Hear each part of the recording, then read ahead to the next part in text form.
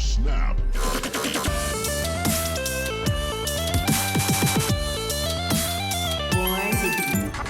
Cosmo.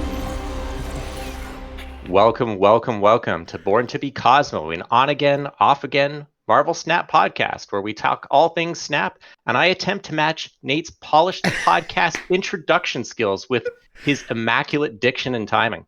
How did I do? So good. It's only the 5th episode. I've got time to get caught up. We are joined tonight by our now regular hosts, NateWolfe and ZombiesGoNomNom, and I'm very excited to introduce our second guest ever to the show, content creator, author, deck brewer, master of the hot and featured locations, SafetyBlade. SafetyBlade, welcome to the pod. I'm so thrilled to have you here, especially with some of the logistical challenges. I have to say, I'm super stoked to have you here because when I started engaging with Snap, aside from zombies here, whom I've known outside of Snap, you were one of the first content creators that I actually engaged with insofar as consuming their content. So this is kind of big for me. I'm kind of having a little bit of a starry eyes here. So welcome. Thank you. I appreciate that. Same back actually. I've been listening to Born to be Wild forever. So. Oh, that's awesome. Oh, that's so great. I appreciate that. It's actually kind of like a starry-eyed moment for me too here. So. We can all get starry-eyed together. Oh, I love it. So Safety, just before we kind of dive in and do a little bit of a recap of our week, or in this case, probably month, since we haven't been on for a few weeks, just tell our audience a little bit about yourself and kind of your relationship to Snap and kind of what it is that you're bringing to the table and your ambitions for the community and your interaction with the game. Well, primarily I'm a father of 4. I have 4 children. And that's actually my primary job over the top of everything else that I do. But what I do with Marvel Snap, I was playing since beta, since the start of Wave season. I've since then made a bunch of decks through that time. Hit rank 250 one of the 2 seasons.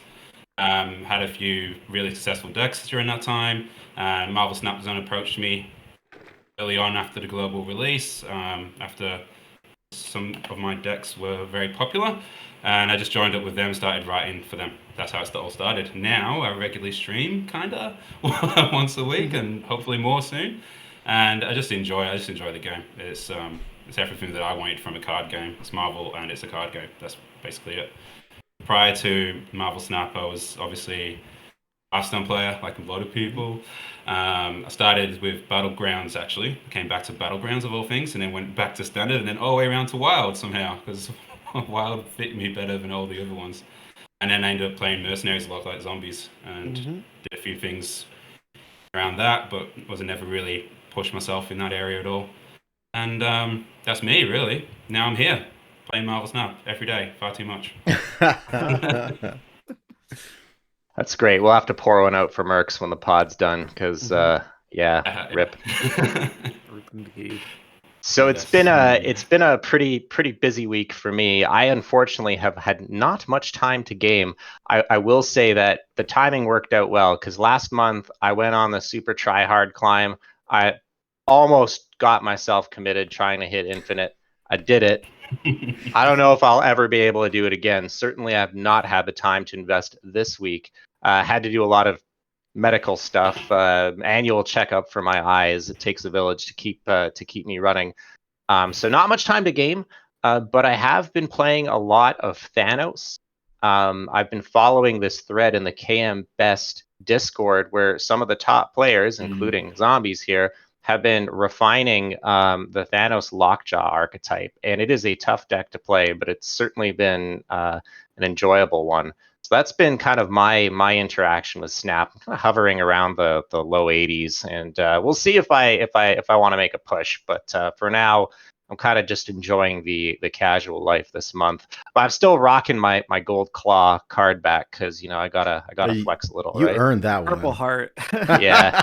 For the zombie season. Yeah, Marvel Snap Purple Heart, the Gold Claw card back. That was rough. Oh yeah.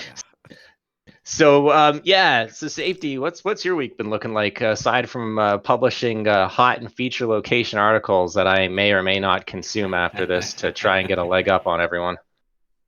Actually, my week's been up and down. It was actually when you sent me the show notes and I was writing, what have I been doing this week? When I realized that outside of gaming, I had a very stressful week, so I wasn't playing very well. So then, directly after that, I decided to start experimenting and made a new deck. And 2 hours later, I'm infinite now, so I'm very happy with that. Nice. Wow. I think I How does donated that some work? cubes on that climb. That match, zombies. Well, I was like, he's going to play middle. He's going to play middle. If you Oh, hadn't that was a played crazy mid, you game. won. That was yeah. Anyway, Titania based deck. The deck Oh based yeah. around Titania and Spider-Man, and it's incredible, and it's doing really well. Doing really, really well. Which I'm very so infinite again. I get to use the gold card back for Kang, and that's about it. Really, that's me. So, Awesome. so Nate, what have you been up to? Oh man, I'm so excited to be here. This is really my first like true stream since we moved. Everything has been like chaos for the better part of like 4 months, and I'm finally like kind of settled in. I got the computer back up and running and everything installed and working. I'm so happy to have some normalcy back. And so I don't know. I mean, I'm just excited to be here. I feel like I'm back home, and I feel like, yeah, like we were saying earlier, I feel like a little starry eyed, right? Because I don't know, in the presence of greatness, right? Blutrane is one of my great friends. Zombies, we've known each other for a long, long time. And dude, I'm so happy for you because your content is like blowing up right now. And I'm always very happy to see friends succeed. And that's super cool. And SafetyBlade, oh my God, we have like, right? Like VIP in the building, right? I've been following your content for ages, and so it's really exciting to talk to you, and then all the way from Australia. Like, oh my God, at Blutrane, I really appreciate you setting this all up, and so I'm just excited. In terms of my week, played some Hearthstone, played some Snap, but my big what I feel like was a big accomplishment for me.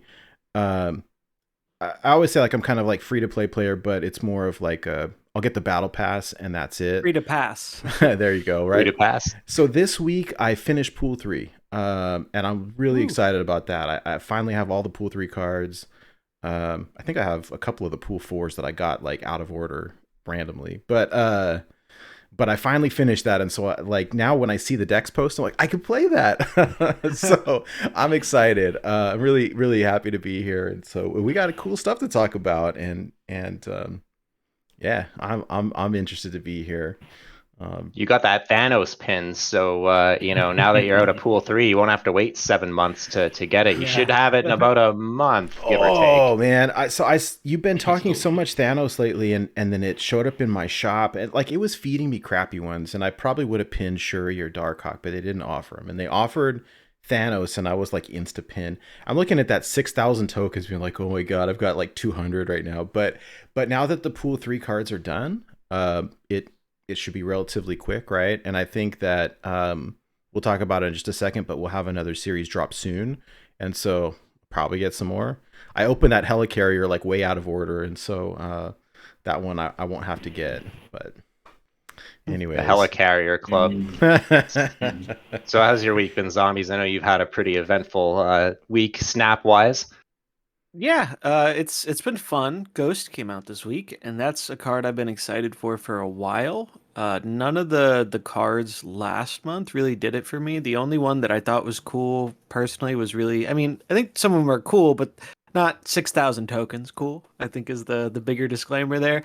Sauron was kind of the one exception, but I think that really just goes in the Shuri deck, and while it's good and some players argue, and maybe correctly, that that's the better version of the deck, I think Shuri is still like totally very, very good without Sauron. It's by no means a card you need to play Shuri effectively.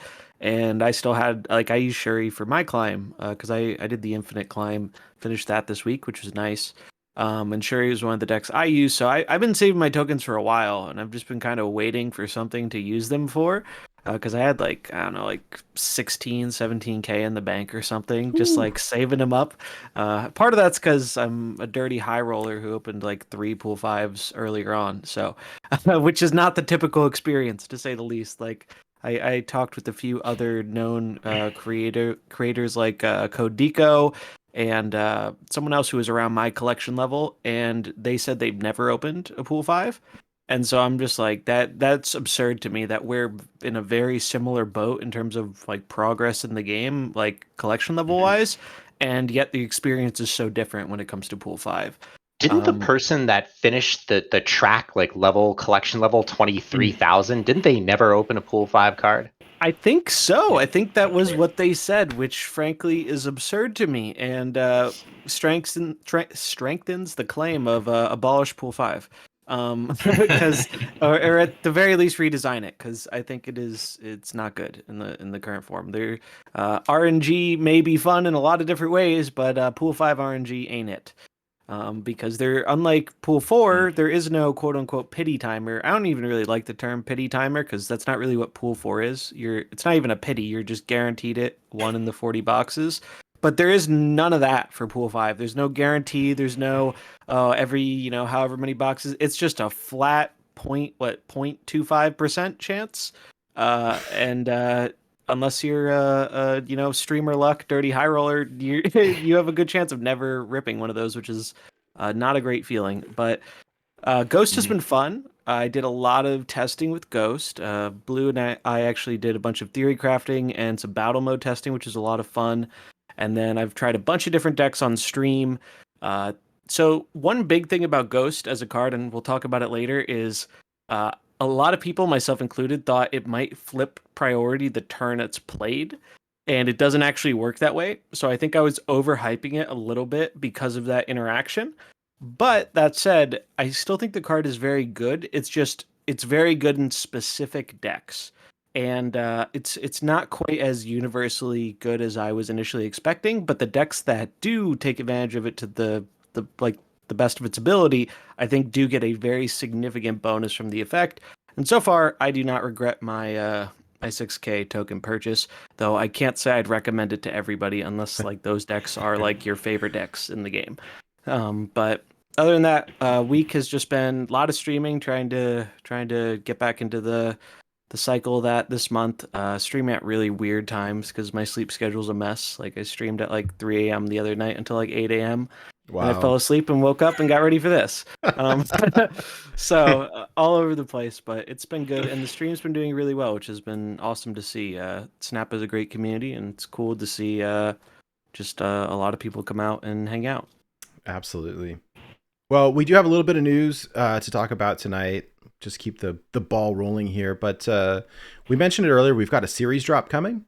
So some Series 4 cards dropping into Series 3. We've got Helicarrier, Agent Coulson, and Maria Hill going from 4 down to 3. And then we've got some Series 5 going down to Series 4. So Silver Surfer, Darkhawk, Null, and Sentry going from 5 down to 4. There's no release date yet, but we're anticipating with the next patch probably around February 28th to March 1st, so about 2 weeks from now. So yeah, we'll see. I'm excited. So I've got Silver Surfer from the Battle Pass, so the Battle Pass players will have that. But Darkhawk is one of the great cards, right, that has been inaccessible to the lowly Battle Pass players like myself. Sentry I could care less about. I've seen it one time played against me, and it was bad. Yeah, that's one time too many. Today, I had Sentry played against me for the first time. They played Sentry, and in the rightmost lane, just by happenstance, I played 3 Thanos Stones. And I thought to myself, this guy is going to play Viper. There's no other reason to play Sentry other than to try and make it a Hobgoblin. And so I filled that last slot, and sure enough, Viper came down. It didn't move, and the guy got out like that. Don't get Sentry, guys. Didn't you say, Zombies, you think it's the absolute worst card in the game, bar none? In my opinion, yeah. I think Sentry actually is probably the worst card in the game. And that's not to say it's not like you can do some cute things with it or whatever, but like the big reason I think it's the worst is when we think about bad cards, like a good example are like Crystal and Quake. Why are those cards so bad? It's not necessarily because of their effects. It's because of the condition around their effects. Limiting yourself to one lane to get an effect is really bad. And Sentry takes that to like a new level of bad because at least with those cards, you can play them for stats in other lanes if you don't need the effect. Sentry, you can never play it on the right, so you're always restricted to 2 lanes. And you're always, unless you happen to fill that right lane, you're always getting the downside. So not only do you have to deal with the restriction, but you also always have a downside too. So it's like double downside. And the payoff, at least with the cards we have right now, just isn't the juice isn't worth the squeeze, as they say. This Sentry was one where like I didn't understand how it worked until I saw it played, and I was like, "Oh, that's bad." I thought that it was gonna. I thought it was gonna make a void opposite you, like in your opponent's lane, and I was like, "Oh, that's amazing." And then I saw it played against me, and it put it in theirs, and I was like, "Oh, that's terrible." I mean, the only thing I could think of, and I don't really fancy myself a deck builder, but like if I'm making some kind of zoo deck with a bunch of like one cost token type stuff. Cool, I can fill up the right lane and then I can slam it down and it's a 4 mana 8 power and like all right, but you know it's also been a series 5 and so Sentry is like an iconic character in the comics though. Like I love the stories, really cool. So I like the idea of Sentry, but the card itself cool doesn't in seem concept, so good. less cool in execution, right? And like the zoo point is good because that was one of my initial things I thought about. But then you have the downside of your opponent knows exactly how much power you have in that lane, or they can interact with your lane by like blowing some of it up with the Killmonger on the final turn. Or there's just so much downside to closing your own lane out that the upside of getting a 4/8 isn't really there. Like if I care that much, I'll put a Jessica Jones in my deck. Like there's way less downside with that card with its condition, and like at the very least, I just wish Sentry was a bit more above rate in stats.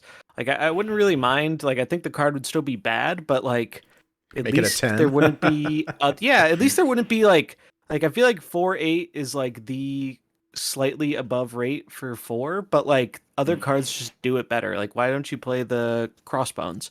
Like like he just seems like so much better if that's what you're trying to do. It's so it can't get Shang-Chi'd, right? But yeah, I guess that's true. The Shang-Chi breakpoint. Well, people won't be pulling Sentry in Pool 5 high rolls anymore, if you can call it that. Sorry, Hat. Yeah. And but you know, and I think that none of these cards that are moving from Series 5 to 4 are a real surprise because they seem to be on a bit of a cadence. But I think you tweeted this, SafetyBlade, or at least in my memory you did. It's not as clear cut as to when things move from 4 to 3. And that's a little bit jarring. Yeah, M.O.D.O.K in particular. I don't know. Yeah, it's not the whole thing about the series drops, which is not sitting right for me, is how quickly this one's been announced since the last one. So one of two things. I either think it shouldn't be announced as soon, or they should roadmap it months in advance. Like, there's no reason can't tell us now which ones are going to drop 2 months from now, like, unless they're specifically choosing or want the option to choose certain cards, which doesn't sit 100% right with me. They definitely chose what cards they let down with that first lot, because there was specifically the better cards dropped that first drop. And it just doesn't sit right for me, that part of it. But otherwise, the cards make sense. For Darkhawk and Null came out at the same time. Sentry came out around the same time. Yeah, it's all December cards. Yeah, looking at the card quality brings up the problem with Series 5 again, how Series 5 should just go to. Sentry, if you pulled Sentry during that time, like that was your super high roll lucky outcome. I just listened to that conversation just then, like how lowly. I looked at the tier list, but I keep up to date on Snapzone. I made sure he's still there. Yeah, he is still very bottom card of all cards. There's an argument that Quicksilver might be a worse card, maybe. No. Yeah. Sentry is a very bad card with a very I could see myself playing Quicksilver before I'd play Sentry. At least it teaches you a lesson, right? With Quicksilver. It teaches you not to play Quicksilver. Exactly. That's a good lesson. Oh, people learn that lesson pretty quickly, but the domino lesson takes a little bit longer to learn, apparently. Yeah, there's still a lot of domino truthers out there. Yeah. Not as much this month, but last month there were. Gone.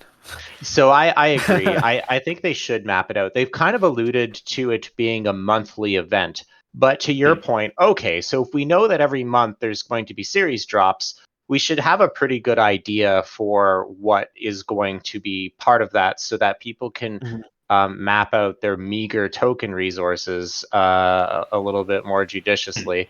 I agree, and it's also, you know, the like, let's just be real here. Of the Series 4 cards, the ones that dropped, these are probably the most, well, the least desirable, shall we say. I mean, M'Baku is not exactly a great card, but like Hey, you just it's won a like a tournament. yeah, just wanted, but it's like a tier S meme card. Like I love watching those streams where it's like I'm gonna get a 8-cuber M'Baku, like, you know, or when he kind of peeks his head out and there's no room for M'Baku. Like M'Baku's a lot of fun. It is. At least he's But fun, exactly. so on the subject of cards, so you know we've got the series drops coming next month, but this month we had the release of a new card. Oh wait, So before we move on, I yeah, wanted to touch on something with the series drop. So sure. like the series, so you guys covered like we don't know which it's kind of clear which series 5 are going down to 4, and I like that. It wouldn't hurt for them to give clarity. Like I do think they should be giving clarity about it. But like most of us, if you're very engaged with the game, have figured out that they're doing the series 5 to 4 on like basically a monthly basis. So these are all the December cards. Next time we're going to get all the January cards, etc. But series 4 is rather unclear. And one thing I was really sad to see with this drop is Black Panther not going to series 3. Because that was a November pass card and the first pass card introduced to series 5. And the fact that it still hasn't rotated, if they keep a regular cadence with how long it takes for cards to go from pass to 5 to 4 to 3, it takes forever for a pass card. Like we still haven't gotten the November pass card down to series 3. And you know, for those of us that played in the beta when pass cards always went to series 3 just after, you know, 2 months after release, that's a pretty big difference in accessibility. And you know, especially this is really more impactful for free to play gamers, right? Because I mean, yeah, Series 4 is more accessible, but you're still dealing out a pretty hefty chunk of tokens or have to get lucky with a pull.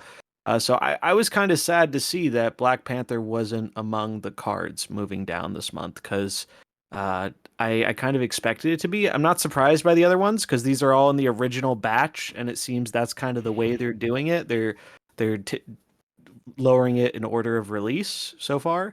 But I was kind of sad to see Black Panther not included here. It does seem weird to me that Battle Pass cards go directly to Series 5 instead of like 3 or somewhere. It doesn't. It's very like. I mean, it is what it is, right? But like, it's very clearly like you pay for that card strategy.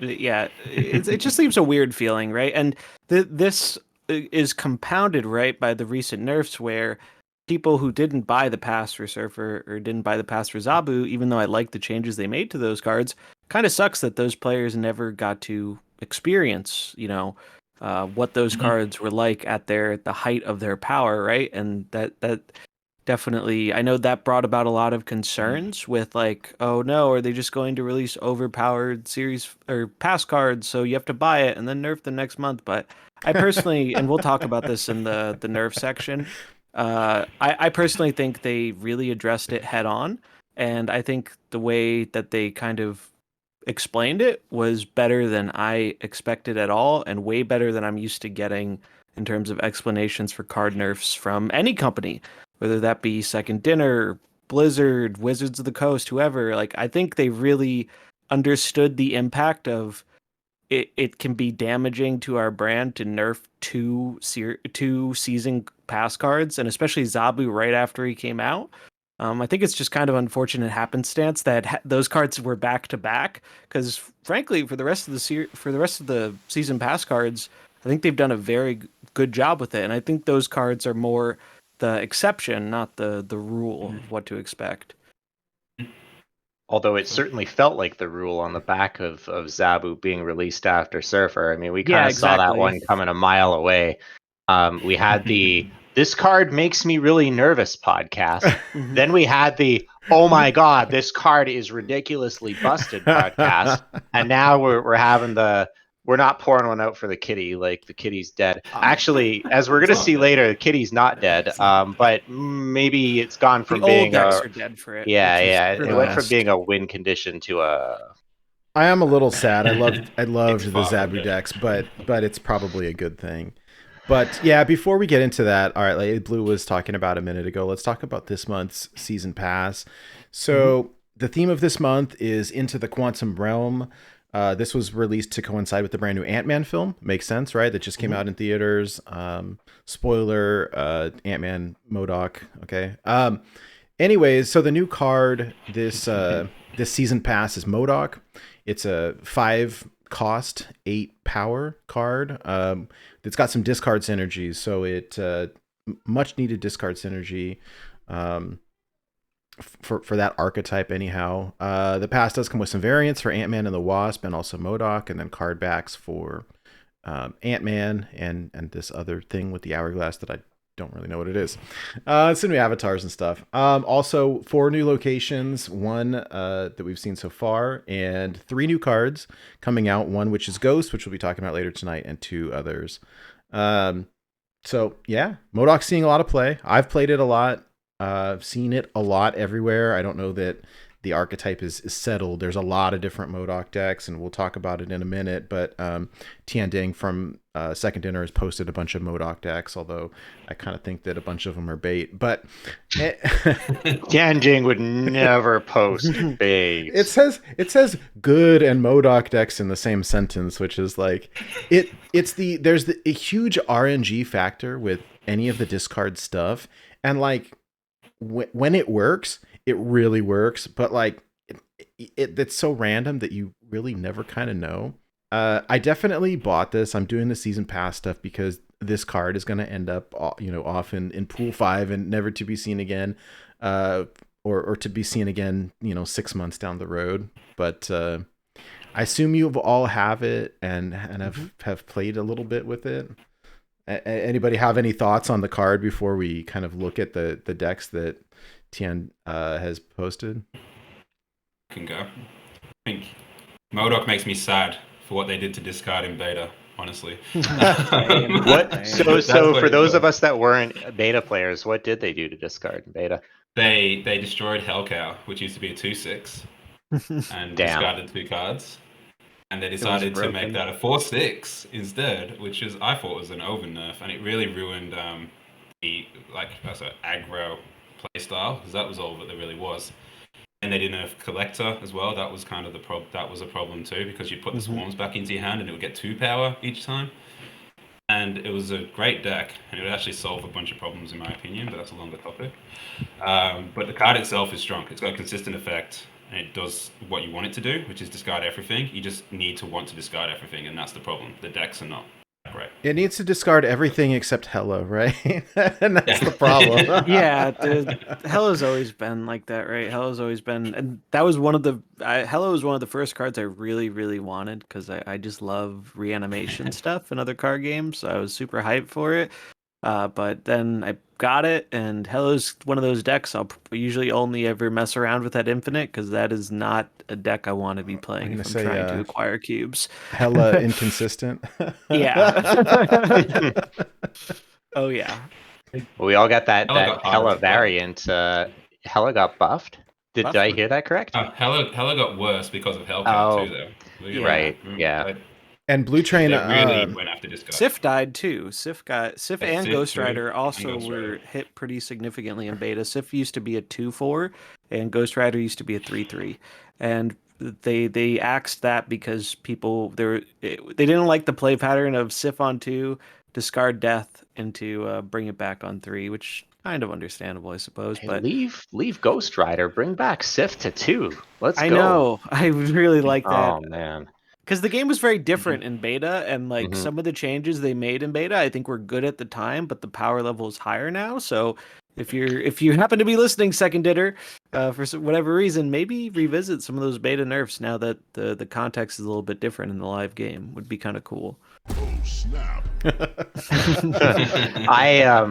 I love the discard archetype. I played it a lot when I was in Pool 3, and you'd think that M.O.D.O.K would have been an exciting card for me. I will say that I'm happier that the Battle Pass card this month is a lot more tame than Zabu was, and to a lesser extent Surfer. I didn't think Surfer was oppressive, but apparently it had an even better win rate than Zabu. So I mean, just goes to show you. I played a little bit of it, and I think it was one of those. There was a quest in the weeklies this week where you had to discard 10 cards, and that was the first time I played the M.O.D.O.K lists. We'll look at them in a second. And once the quest was done, I went right back to Thanos. I just don't think it's good enough. And as fun as it is, it's so outclassed, to your point, SafetyBlade, that fun is fun until you start losing. And unless you really high roll, it's tough. Morbius got a real good kick from M.O.D.O.K, but the problem is you got to front load your Morbius, right? Which makes it very Shang-Chi-able, which is one of the most played cards right now for good reasons. So there's that liability. Dracula is probably the best thing the deck's got going for it in Apocalypse, but it's just not enough. It's just not enough. Yeah. In my humble opinion. I've been playing a ton of it. That's been primarily what I've been playing, between that and like that kind of Sarah Copium deck that we all been playing for a while now. And it's doing okay. It's hilarious when you've got like the absolute nuts and they don't have like an Enchantress or a Shang-Chi or any sort of disruption. But like if you can play like the God draw, right, is your Sue Storm into M.O.D.O.K into Hela, and then you just discard everything and drop them all everywhere and win overwhelmingly, but it almost never happens.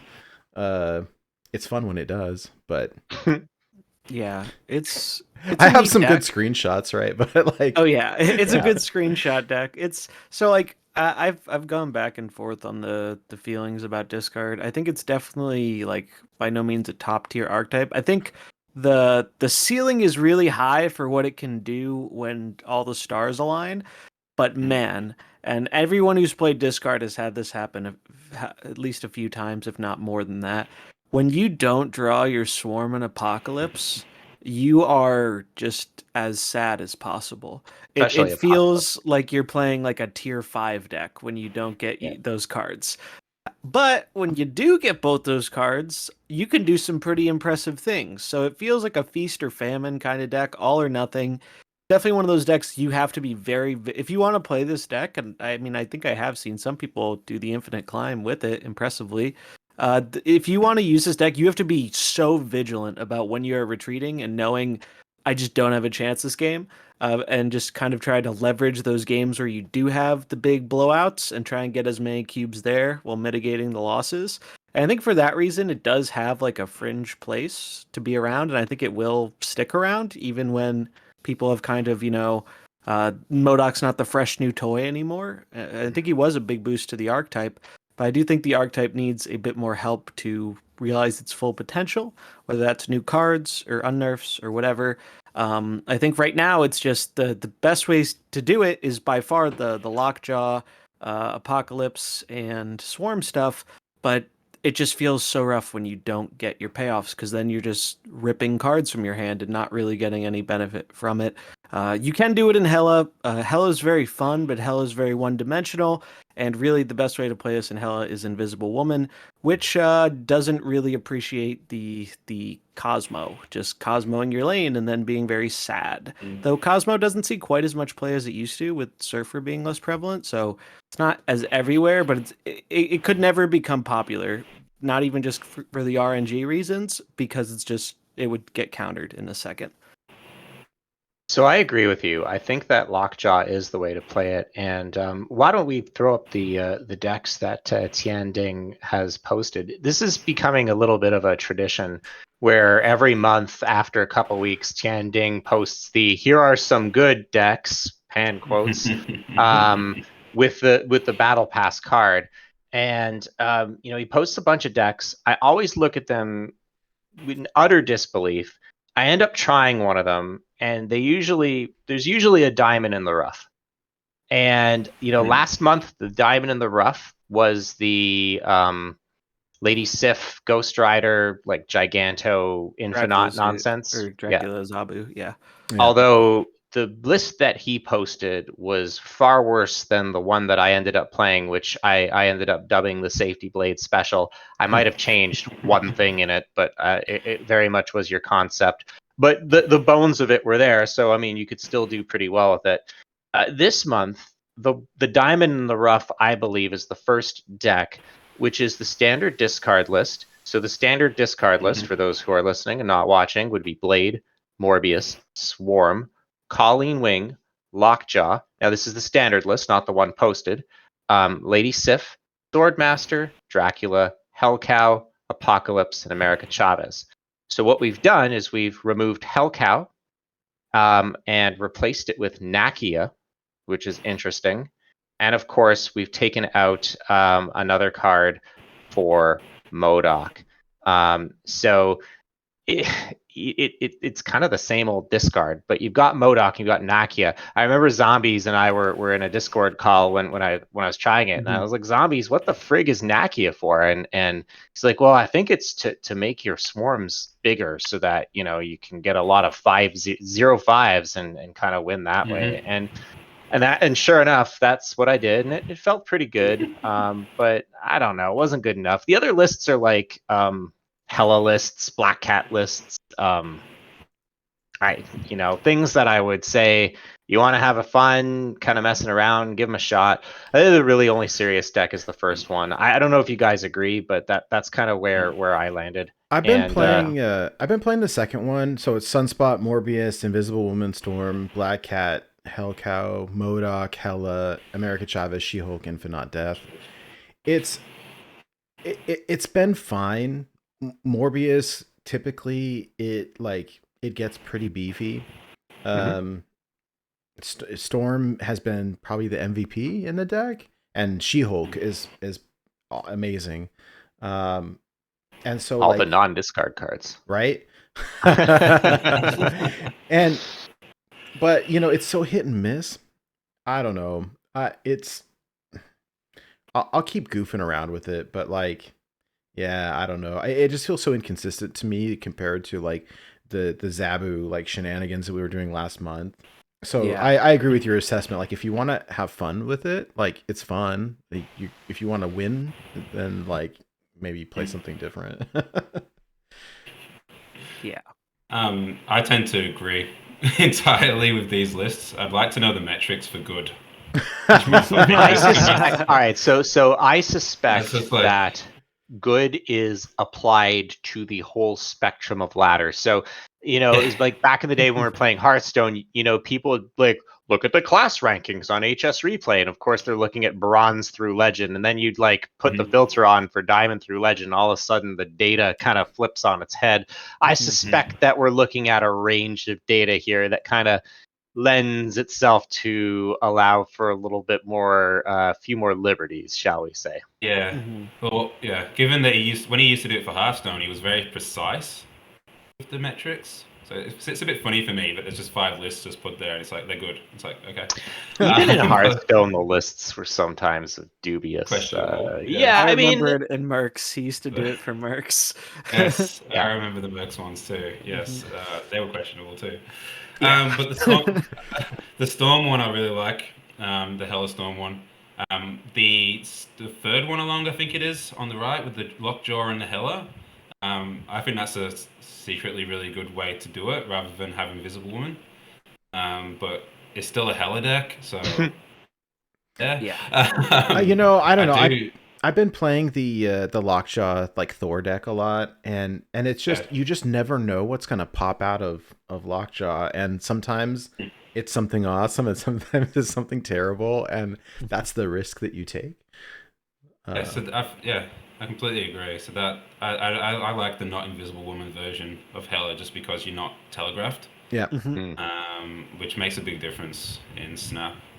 And having said that, I'd trash all the lists though, and I'd just go to, I think KM Best put a list out yesterday.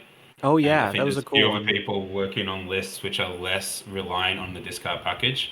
I have ideas myself which are less reliant too, which I think will end up being a more consistent way to go. Because the problem, as you mentioned, and everyone's saying, is you're relying on drawing cards in a certain order. Too much now, far too much, more than you used to. But Nakia used to be a backbone of the old deck too, so you can see why that one felt good to you, Blutrane too. Yeah. Well, I mean, good, relatively speaking. I expected it to be complete ass, I think is the technical term, and it was all right. It buffed Swarm a couple times.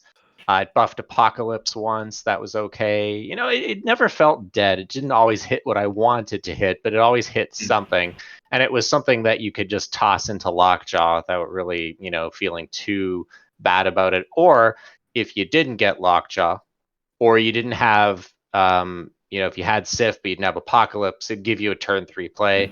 It was okay. Like it didn't feel as out of place as I thought. It just didn't feel as good as didn't feel as good as other decks that I've been playing. The Thanos deck, or the Control Sarah, Cope Sarah, as I like to call it. These all felt a lot more like I had a lot more agency over the game. And I know you might say, like, oh, well, blue, it's discard, it's random. Of course you're not going to have agency over the game. I don't think that's true. Like, I felt when I was playing discard in November, I felt decent. It felt like it could keep up, and like pre-Silver Surfer. And M.O.D.O.K, I like M.O.D.O.K. I think it's good because it's not the whole hand, so everything's gonna get tossed. It's a 5 cost. I feel like cards, the higher energy they have, the more impactful they need to be. Mhm. And because, to your point, zombies, it requires other cards to be drawn. It's not like a win con into itself. It needs other things to be happening. But I will say that I'm glad they didn't make another Zabu level power card on the battle pass for all the reasons we said before. It going to Series 5, warping the metagame. I think that the metagame this month is certainly a lot less crazy than last month. So pretty good. Oh, did you throw up the That's the KM base. Yeah, we got the KMS? KM list. Yeah. So this is a neat list, and I'd like to talk about it a little bit. So I haven't tried this one out, but after seeing the card choices here, I think it makes a ton of sense. So like discard has always been pretty good at being able to put a ton of power into one lane. And I think Storm is kind of an underrated card right now. And so the main differences here, right, compared to like the typical list, is he's not running a Lockjaw list. He's going for a bit more consistency here and a bit more cards that are just universally good. So Sunspot, Iceman, just very, very powerful cards. Sunspot, great interaction with Storm because you can pump it later on. Throwing a Morbius into a Storm is nice because that is another one that gets pumped later on.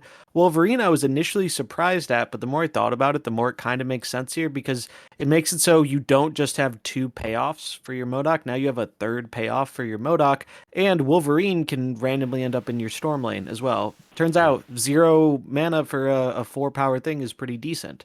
When otherwise it would just be discarded, right? If it was another card. That reminds me, I think Wolverine got buffed after we talked last, right? So yeah, so he's different now. Now, if you discard him or destroy him, he comes back and he gets 2 more power. So that was a really awesome change because Wolverine's a very iconic character and he got played in like literally nothing.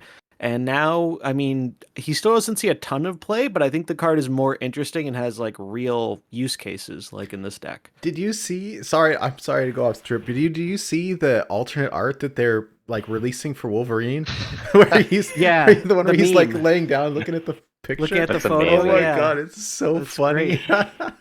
The art in this game truly is amazing. It's a better meme than he was. Like, the only use he saw prior to the buff was he was like a red flag, so you'd know, oh, this is a bad Galactus player. That was his. And that his still use. is the case usually, in my opinion, at least. I tried him in Galactus, and it's cool because you can high roll and have him blow up twice, but then you have priority, and Galactus doesn't want priority. Yeah, I certainly give this deck a go. I mean, Storm It good. seems great. It Yeah. seems very good. Like Dracula for your Storm lane, like you have a lot of ways of utilizing the power of Storm while still having a lot of the powerful things of discard. So, I mean, it just shows KM's a great deck builder, and I certainly would not have thought of something like this. And it's cool to see the neat stuff people come up with. Mark of a good deck builder is obviously being able to come up with creative ideas, but I think that for me, it's being able to make those bold cuts. Cutting Lockjaw. No, I never would do that. I tend to be a real traditionalist when it comes to deck building. If it worked well before, why wouldn't it work now? Cut Lockjaw, you're crazy. But the cuts is what really kind of differentiates it. So yeah, some bold cuts. I'll probably give it a shot, especially if I have another discard quest. I like a lot of these cards. So yeah, I hadn't seen this, so this is really cool. Yeah, it's a great list. So yeah, M.O.D.O.K. kind of seeing a lot of play because it's the cool new thing, but probably not going to have as big of an impact on the meta as other cards. I will say though that I think it's cool that even though M.O.D.O.K. wasn't as powerful, it still saw a lot of play. Kind of shows that like the monthly release cadence with the battle pass does a pretty good job of shaking things up a little bit and introducing some variety. So from an overall experience, I've been enjoying that kind of release cycle. Yeah, I think it's great. I think Nate is the one who said it a while ago, but like the cadence of how they release stuff, it feels like every month is new expansion month, kind of in a way. It avoids that feeling of like you're never waiting too long for new content, which I think is really awesome. It makes the meta change and evolve. I also wanted to mention they finally got rid of the Marvel Snap logo on the new card backs, and I'm so happy about it. Because like we know what game we're playing. We know we're playing Marvel Snap. Like we don't need to be advertising for the game while playing the game, right? And like because that was a critique of last month. People were like, "Oh, this dinosaur card back's really cool," but you have the Marvel Snap logo in the way of the art, and it made it look less cool. And either they already planned to do this or feedback was heard because now we don't have the Snap logo on like the Ant-Man card, and I honestly hope they keep it that way because we have a bunch of cards with the logo if people want that. But like I love getting because I haven't had a card back I've wanted to use like a new one until recently with the rank 100 card backs, but I've just been sticking with the Venom one I got in season 1. But like I want to use this Ant-Man one. Like I think the Ant-Man one is cool, and I look forward. We took a peek into the data mine stuff about the March season, and that has some really cool card backs too. So like I'm very pleased that Man, I'm that rocking they're that Game changing of it the up. Year one. I love the Game of the Year one. The yellow. It's a good one. The, Mhm. I, Yeah, I, that was good. I was typically using like the yellow one just because I like the color. But then the Game of the Year one is like the Galaxy one that I liked, but the yellow version of it. And I was like, oh man, this is red. So that's what I've been playing. But yeah, The real ones, the Namor's Trident is the one you want. Namor's Trident. Is that a beta one, It or is must that be, The just yeah. wave that yeah? was infinite in the wave season. Oh, okay. Yeah. See, I never Yeah. pushed. I was like a turbo casual when I played in the beta. Like I was so bad at snapping. I was just bad at the game, but I had a lot of fun with it, and I was preoccupied, with the mercenary stuff, so I didn't really have the time to fully get into it then. But it's so funny having had that experience, like being what was a much more casual player. Like I only bought one season pass in the beta and one cosmetic, whereas now I think my wallet wishes that were the only thing I bought. you know what though? Um, You got a good point, and I don't remember who said it, but like, or maybe it was me. I don't know. But how every month feels like new expansion month, but from a more casual perspective, I love that. Like, I don't feel bad dropping $10 or $15 a month on this game, because like I just dropped $200 on Hearthstone for a mini set that like. Yeah, I got the gold version, but like, okay, uh, but I, it gets pricey, and this is like I feel like I can still compete with all of the different meta decks without having to break the bank, and I really like that. And even if M.O.D.O.K's not competitive like Zabu and Surfer, especially pre-nerf, like really were, and Wave at the time, and it's like okay, $10 for a month's worth of new stuff, like rock and roll. and you get all the other neat stuff in there too, right? Like for me and a lot of other people, the variants are pretty high value, especially when you look at the costs in the store. Like all these variants are things I probably would have considered buying if they were just in the store. So the fact that I get a card and nice looking variants and all the other stuff like card backs, credits, gold, etc. If you're gonna put any money into Marvel Snap, you just buy the season pass. Like it's by far the most effective way of making your dollar go as far as you can. Yeah. All right, friends. Well, like let's move forward a little bit. We touched on it briefly, but we do have a couple of nerfs that that happened. So nerfs to both Silver Surfer and Zabu. Happened over, gosh, when was it? The last couple of weeks? I guess it was when the patch. Like 2 weeks ago-ish, right? roughly. Yeah, it was a few days after the season reset. So it would have been Yes. so the first few days of this season was with the unnerfed cards. So it was like around the 6th or the 7th, if I recall correctly. I think it was the Yeah, 7th. it's like a week and a half ago or Right, something. right. It Yeah. feels like it's been longer. Feels like it's a year ago, but yeah, about 10 or so days. Yeah. Mhm. Okay, so a couple of changes. Silver Surfer power upgraded from 0 to 2, but now buffs 3 cost cards for +2 instead of +3. Zabu's 2 energy instead of 3, but now discounts 4 cost cards by 1 instead of 2. So yeah, the deck that we were all playing like crazy last month is now not playable, at least not in the same way. Although Zabu's not dead, and I've still seen plenty of Silver Surfers, so just decks are built in a different way. Interesting. And I think that I do appreciate at least, I think these cards had to get hit because the power level was maybe a little bit too high, but I appreciate that they're not dead. Like, they're still playable in the right deck with the right build around. Otherwise, like, you feel bad for dropping money on this stuff to have it be unplayable, as we've seen in Hearthstone in the past. I mean, So Zabu is pretty ubiquitous still. It's not a win con in itself anymore, but I mean, it's still a darn good card. it enables some shenanigans, that's for sure. Yeah, it's more of an enabler than your win condition, which seems a lot healthier. And I know in the Zabu season, I saw a lot of takes of like, oh, they need to hit Darkhawk instead. Darkhawk's the real problem. And I think that was just like a mistake because, at least in my experience, I think Darkhawk's still a great card, don't get me wrong.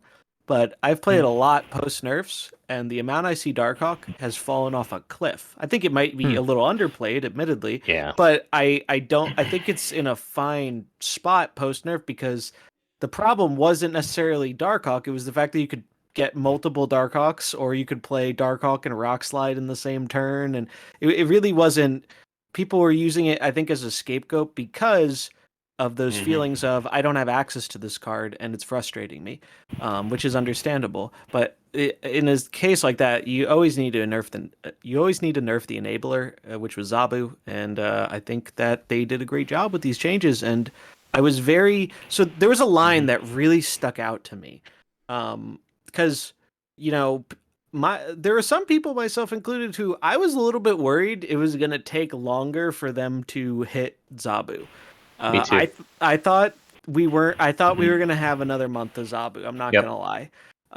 Because it was such a new card, and sometimes these things take time and whatnot. And so the fact that, because we did get the balance patch without Zabu and Surfer changes, but they announced that, hey, these changes are coming like a week later. It just missed the ship date for the patch. So that communication was great. They've really been hitting it out of the park with communication. And in their blog post about balancing the cards, they make a specific point. I'm trying to find it here on the page where weakening these 2 season pass cards wasn't a light decision. It's paramount we protect our gameplay, but our team also takes seriously that players trust us to be responsible stewards of that content. These changes aren't meant to delete Zabu or Silver Surfer, just give other cards more room. And that was one of the nicest things I've ever heard, because one of the reasons that really kind of I felt pushed out of constructed Hearthstone is a lot of times when they change a card that is too powerful, they send it out to pasture with Old Yeller. And I don't like that. I like playing powerful cards, and don't get me wrong, sometimes cards will be too powerful and you need to rein them in a bit. But I felt like they got too comfortable with just deleting cards and being like, all right, you can just get a refund. And that's it. Like, and that maybe some other players are happier with that kind of stuff, but I'm not. I like, if I really like a card and then they delete it, I feel like, they're just kind of taking that away. And then in Snap, they also realize their responsibility because we aren't getting compensation. So they need to, make people feel like they're not like getting robbed of their card. And I think so far that these balance changes were a huge success and have made the game infinitely more enjoyable. infinitely. That's cute. No pun intended. Yeah. Yeah, I appreciate the comments, and certainly that's true with Zabu. I know a lot of the folks in the chat are saying that, well, they haven't been seeing that much Surfer. Neither have I. You said Yeah, you me saw neither. some, Nate. A little bit. kind of Not much. so before the show started, when we joined the call, I told SafetyBlade I think they kind of killed Surfer, and Safety had something to say about that. So not to put you on the spot there, but what's up with before that? Before I circle to that, I do want to talk about nerfs in general. I think they're Sure. really good at communicating their nerfs, Marvel Snap, and the community's really hard on them. And maybe we're a bit spoiled because we've dealt with Hearthstone and seeing cards deleted and banned and all Wild sorts Hearthstone. of stuff. Yeah, wild Hearthstone. Yeah. So maybe we're a bit biased because we're getting slightly better treatment now. Maybe it should still be better. But I was really worried they were actually going to kill the two cards. But at the same time, I didn't care. Zabu was so broken. I'm sorry. I just want to go on record verbally somewhere, which isn't my stream, just my stream. Zabu is one of the most broken cards I've seen in a game ever. Like it's just ridiculous, and people I don't going disagree. people going on that it wasn't broken were they're way wrong. Like that was just wrong. There are some people in this community that have some very interesting and incorrect takes about game philosophy, balance, etc. Sorry, I didn't mean to interrupt, but it gets me riled up too, because you see a comment like that, it's like, are we in the same reality of existence here? Are we playing the same game? Now maybe the collection level skews it a little bit. I can honestly say 90% of my games a month, Zabu was played. Yeah. And that was really, and there was a reason for that. Reducing by 2 in a game with 6 turns was obviously a bad decision. So I just want to go against everything. Obviously, I'm active on Twitter. I make a lot of articles. A lot of people would go very directly at me for it. There's a lot of personal messages in my inbox. Oh, really? Is that right? Wow. Are you serious? Wow. And it's like, guys, come on. I saw the ones that were made public. I saw the ones that there people was some very good public ones. Yeah, some classics. We won't get into it here. We'll let you people kind of scroll through your Twitter to find them. But I'm surprised about the DMs, though. That's unfortunate. I'm sorry to hear that. Yeah. I don't care. That's good. What did someone say to me? If people are getting like that, you obviously you're doing something right. Suffering from success. And also, I'm actually very anti-nerfs in general, but these two cards were obviously broken, and so I just wanted to point out that get on a little soapbox a little bit there whilst I have a different platform, just to say what I've said on stream a million times. It was so broken. Zabu and Surfer, though, I still think they're still very strong. I got a bit of pushback the other week. I put Surfer still as the top card, Series 5 card. That was before I decided Zabu is actually still broken.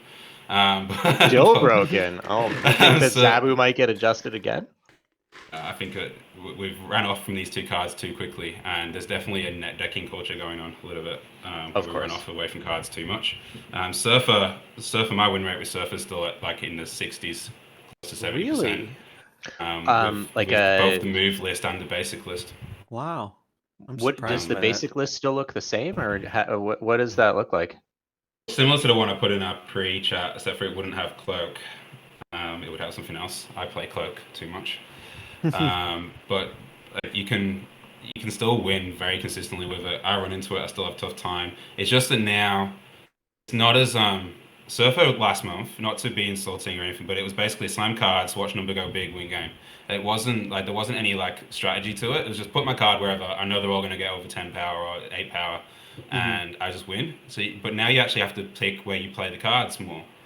Like a bit more like Patriot, a bit more like Cerebro, where you've got to decide where you're going to play your cards, plan out your turns, and you can still win just as many games with Surfer. I 100% guarantee.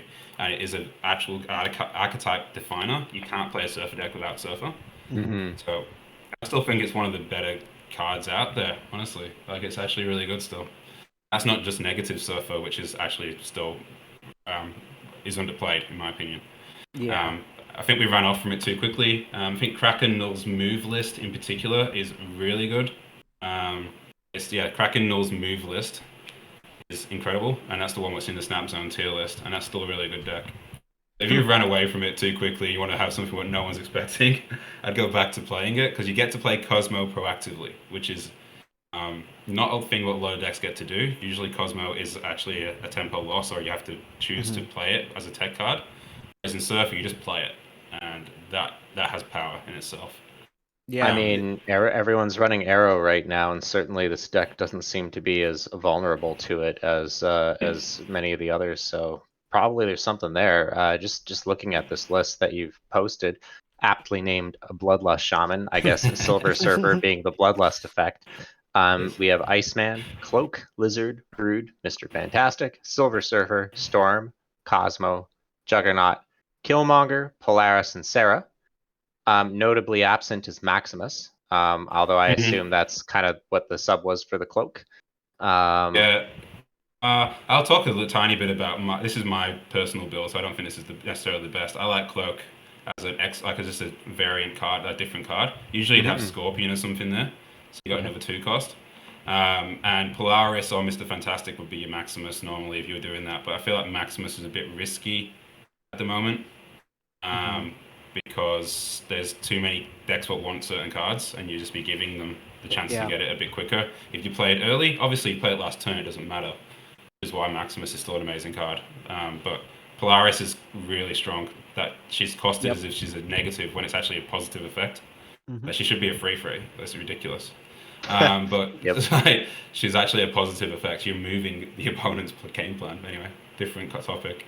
But the Cloak is just my difference because it's 2/4 instead. I think too many people don't play Cloak because of the effect doesn't seem that good to them. But you get to move stuff too, and also not move things.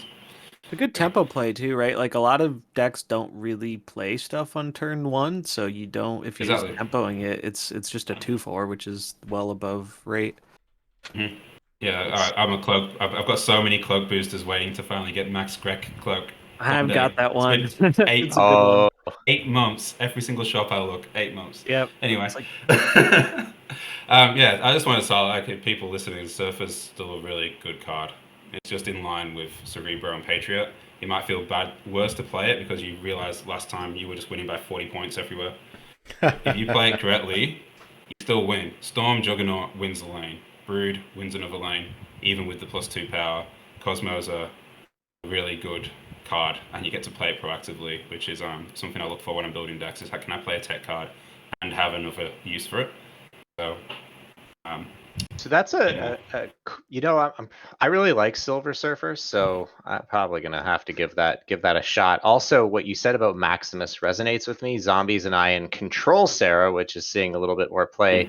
I wasn't so hot on Max. He was. Maybe we split the difference and we run Polaris. That doesn't seem like such a terrible compromise. Yeah, because it's got an upside instead of a downside, and 5 is not as good as 7, but pretty darn good. Definitely above rate. Above rate, yeah. Gotta add that expression to the lexicon here. So talking about the meta a little bit to kind of open up the conversation. I think that really with the Zabu nerf in particular, but probably also the Surfer nerf, we really have an open field right now. We're seeing a lot of deck experimentation, but to your point, Safety, there's always going to be a culture of net decking in card games because, well, people have limited resources that they can expend, and that's true in Snap. But also, I think the most valuable or the most priceless resource is time. The Snap ladder is grindy, and if I'm going to be tryharding, I want to make sure that I'm getting a maximum cube return on time investment. Last month, I almost exclusively played the Dracula Zabu deck until I hit Infinite, and I, unashamedly, I net deck that off you. This month, I'm in Timmy mode. I'm gonna hover around wherever I hover, and I don't care. So I'm experimenting more. So these are the common decks that seem to have coalesced as being meta. Although by no means are other decks not good. These are probably the things you'll see most commonly on ladder. If you're in that kind of like 80 to 90 meat grinder. So we've got Shuri 0. We've got what I call Cope Sarah, which I think I got from the KM Best Discord, but it's just Control Sarah. So it's basically Sarah without Surfer. kind of more common to what we would have seen prior to the Silver Surfer release. Lockjaw decks, most notably Thanos Lockjaw, although some people are still playing the classic like Double Thor Lockjaw lists as well. This one's not so common, although maybe after today with the Creator Clash, we might see more of it. Devil Dino with Darkhawk, some of them with some with Darkhawk, some without. Deathwave, been lots of hype around Deathwave. Some say it's the best deck in the game. Others are saying it's borderline unplayable, so that's an interesting take. And then what I liken to M.O.D.O.K piles, right? Just like random decks that run M.O.D.O.K because it's the cool new thing. I think now that we're kind of at the midpoint, I'm personally seeing a lot less, although I still run into a couple a day. Those are the most common decks. I think that obviously the graphic that you're seeing on screen are the 6 decks that I just read off. Those are the lists from the Snap Zone tier list, which is probably the most prominent tier list out there, and certainly you should go have a look at that, especially since I stole their graphic. Thank you, Snapzone. But I think there's a lot of debate. Like last month, Zabu decks.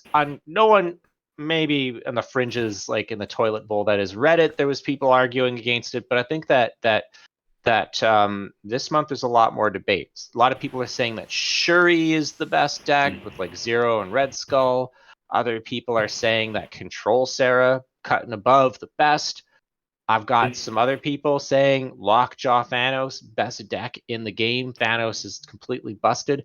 And I don't know what to make of it. I'll say this, I've been kind of playing a little bit of everything and kind of just been hovering around the low 80s. My sense is that these decks are all very good, but I don't see one really rising above the rest as kind of really a clear winner. And I know Zombies and SafetyBlade, you're a lot more tuned to the meta than I am this month, and Nate is. So I'm curious, like, what do you think is like the top contender? What do you think is overhyped and overrated? Ooh, I like these questions. So it's super interesting, and I think the beauty of this meta right now is I don't think there is a tier S deck. I don't think there's one deck that's head and shoulders above everything else. I mean, you never know with time as it goes on. Sometimes people find new stuff, but I'm pretty confident in saying there's not one end all be all deck right now like there was in like the Zabu season or maybe to a lesser extent the Surfer season, which is great. For me, what has really stood out, so there were 3 main decks I used for my climb this season, and in my opinion, they are all easy tier 1 contenders. So one of those was the Shuri stuff, not the Sauron version, because I don't have Sauron. I think Sauron's good too, but I don't have it, and I think it's still fine without it. It's still definitely tier 1 contender. The thing about Shuri is it's a very linear deck, so it has, like, I feel like Shuri, even like I know when I can beat it and when I can't, and I know what to expect from it almost all of the time. We were But talking about this the other day. I kind of likened it to the ongoing destroyer of this month. Yep. Like very like it's a stat pile that you kind of just say, "Here's my stats. Can you beat it?" And if you can't, I win. Very proactive and linear. Yeah, but it is, I think, yeah, it is very proactive. It's very linear, but it has so much power that it can afford to do that. But it's by no means uncounterable. I've seen a lot of people saying that they like need to nerf Shuri, and I'm not really sure I'm on the same page about that. Like I think, there's always going to be some tier 1 decks, and I think Shuri isn't really that problematic of a card. I mean, maybe it is for like because it's a pretty nutty effect, but I think in the context of the environment right now, I don't think it's a power outlier. I think it's a popularity outlier because Shuri went to pool 4, whereas some of these other decks can be a bit more expensive. So it makes sense that more people are playing it because it's more accessible. And people have been wanting to play with Shuri for a long time, and now they can actually do it. So, because when we initially looked at like some of the data and whatnot, the percentage played for Shuri decks was insane. It was everywhere. The other 2 decks I really, really liked and have a lot of confidence with are Sarah Control and the Thanos Lockjaw list. The Thanos Lockjaw is so cool. And there's a great thread over in the KM Best Discord that I've been active in. A bunch of other great creators have been active in, discussing the list. And the neatest thing about the Thanos deck is that I don't think there's an objective best version of the deck.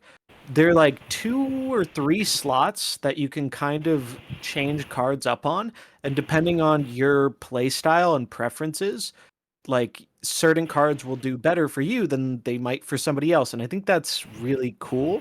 I think there are a lot of cards that are very core to the deck, but it's nice that there are those 2 to 3 spots where you see some people have Shang-Chi, Arrow, Leech. They're very powerful cards in those slots, but they don't make or break the deck.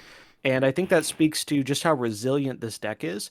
And also the fact that there's not a list everybody is using, like card for card, makes it much harder to play around, especially in the mirror, because I don't know if I should be expecting a Shang-Chi, because not all the Thanos decks have Shang-Chi in it.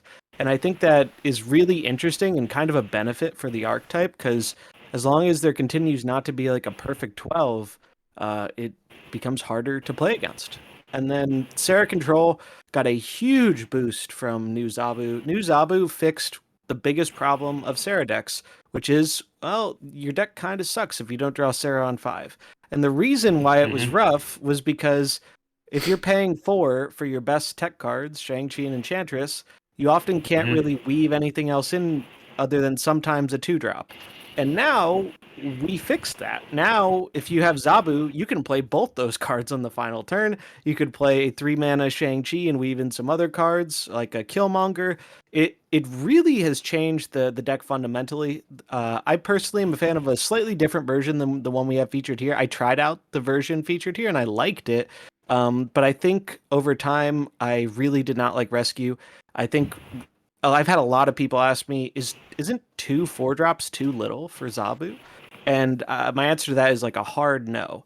Like I think it's easy to get baited into wanting more 4-drops in the deck for Zabu, but Rescue has anti-synergy with Sarah. She gives you a Shang-Chi target, which you do not want in this meta if you can avoid it.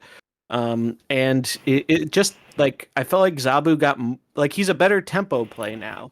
Zabu used to be not a good tempo play because you were paying 3 for 2, but you made up for that in the ridiculous things you did later. But now 2 for 2 isn't terrible, and the effect is actually very powerful and helps give the deck more consistency. And then the amount of burst you have on that final turn between Bishop, Mysterio interactions, Killmonger, Nova buffing your whole board, and the big reason why I think Sarah Control has a ton of game right now, Arrow is by far, I think, the most popular card in the game, and Sarah is one of the few decks that can actually clog up its board enough to where Arrow just isn't an issue a lot of the time. They can't arrow your Shang-Chi away from their big thing lane because your lane is full. You played out all these cards on the final turn, so even if they have priority, your lane's full. They're not moving your stuff around, and I think between that and the fact that Shang-Chi is probably the strongest tech card in the game right now, I think the deck is just kind of the nuts. It's one of my that and Thanos are my favorite decks in the game. What did you sub for Rescue? I put in Maximus. My list. I changed a few things here. I cut the Carnage, Hood package, and Rescue for Maximus. Let me actually double check here the list. But the thing I liked, and this was actually the list that basically carried me to Infinite. I switched into a Lockjaw deck for the last like 2 ranks because the new location made it a lot worse to play at the time. It's a lot harder to play Control when Lockjaw is happening every game. But so I have Scarlet Witch. I think Scarlet Witch is a mainstay in the Sarah decks because the amount of times where you can just get rid of a bad location or win a lane because of changing the location is pretty huge. I had Angela, though over time I think Sentinel is actually a better pick than Angela. Angela can give you more single lane burst, but Sentinel helps you fill out the board and get more value off of your Nova. And the big thing with Sentinel is sometimes you have all your tech cards in hand and you just can't play anything. And so Sentinel just is always giving you something to play. It was actually Blue who suggested that to me, and I really, really liked the change there. It felt like a pretty big difference maker to me. So yeah, I changed in Angela, Maximus, and Scarlet Witch were the swaps that I made. I was running armor instead of Maximus, although I think I was loath to put in Maximus for some of the reasons that you cited, SafetyBlade. I do think I'm going to try Polaris. Yeah, I like that suggestion a lot, actually. The thing I found with Maximus, right? The downside for Maximus is pretty big, but what I noticed was if you're gonna tempo out the Maximus, if you're paying attention to what your opponent does, quite often it's actually not giving them the full 2 cards. There are a lot of situations where it's giving them 1 card or even sometimes 0 cards, and then you're just playing a 3/7. Um, and then the times where you're too worried about giving them cards, you just hold it till the end. So I was there were definitely quite a few games where I won from the Maximus bonus power that I wouldn't have, but I do like the idea of Polaris a lot, and I'm probably going to experiment with that. I need a Polaris variant. So real problems here. So what I'm hearing then, if I were to summarize, Control Sarah, Shuri Zero, and Thanos Lockjaw, good. You didn't Yep. talk about it, but we've had some conversations. Deathwave, maybe a little overhyped.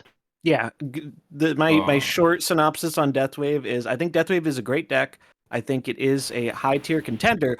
The thing I do not like about Deathwave is I think you know exactly what to expect out of the deck, and I think it's a very low cube equity deck right now. And I feel like a great example of that was in watching the tournament a bit today. Dare is a great player. He's been singing the praises of Deathwave quite a bit, and I think in battle mode you really see the downside of cube equity more than you do in ladder.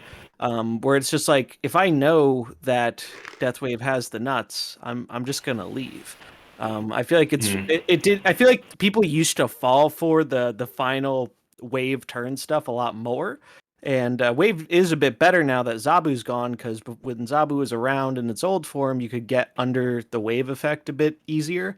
But I just feel like the deck is very good, but sometimes it has trouble with bad draws, and I think the thing I like about it the least is the cube equity. It's not like the gameplay. It's not really what the deck is trying to do. I think the deck does powerful things. I just think that the cube equity is very mid. Let me interject here for a second and take us on a slight tangent. I really want to hear SafetyBlade's take on your takes, but let's talk about cube equity for a second. I hear this term thrown around a lot, and I'm pretty sure I know what it means, but I think a lot of people hear that and they nod and they're like, "Yeah, cube equity."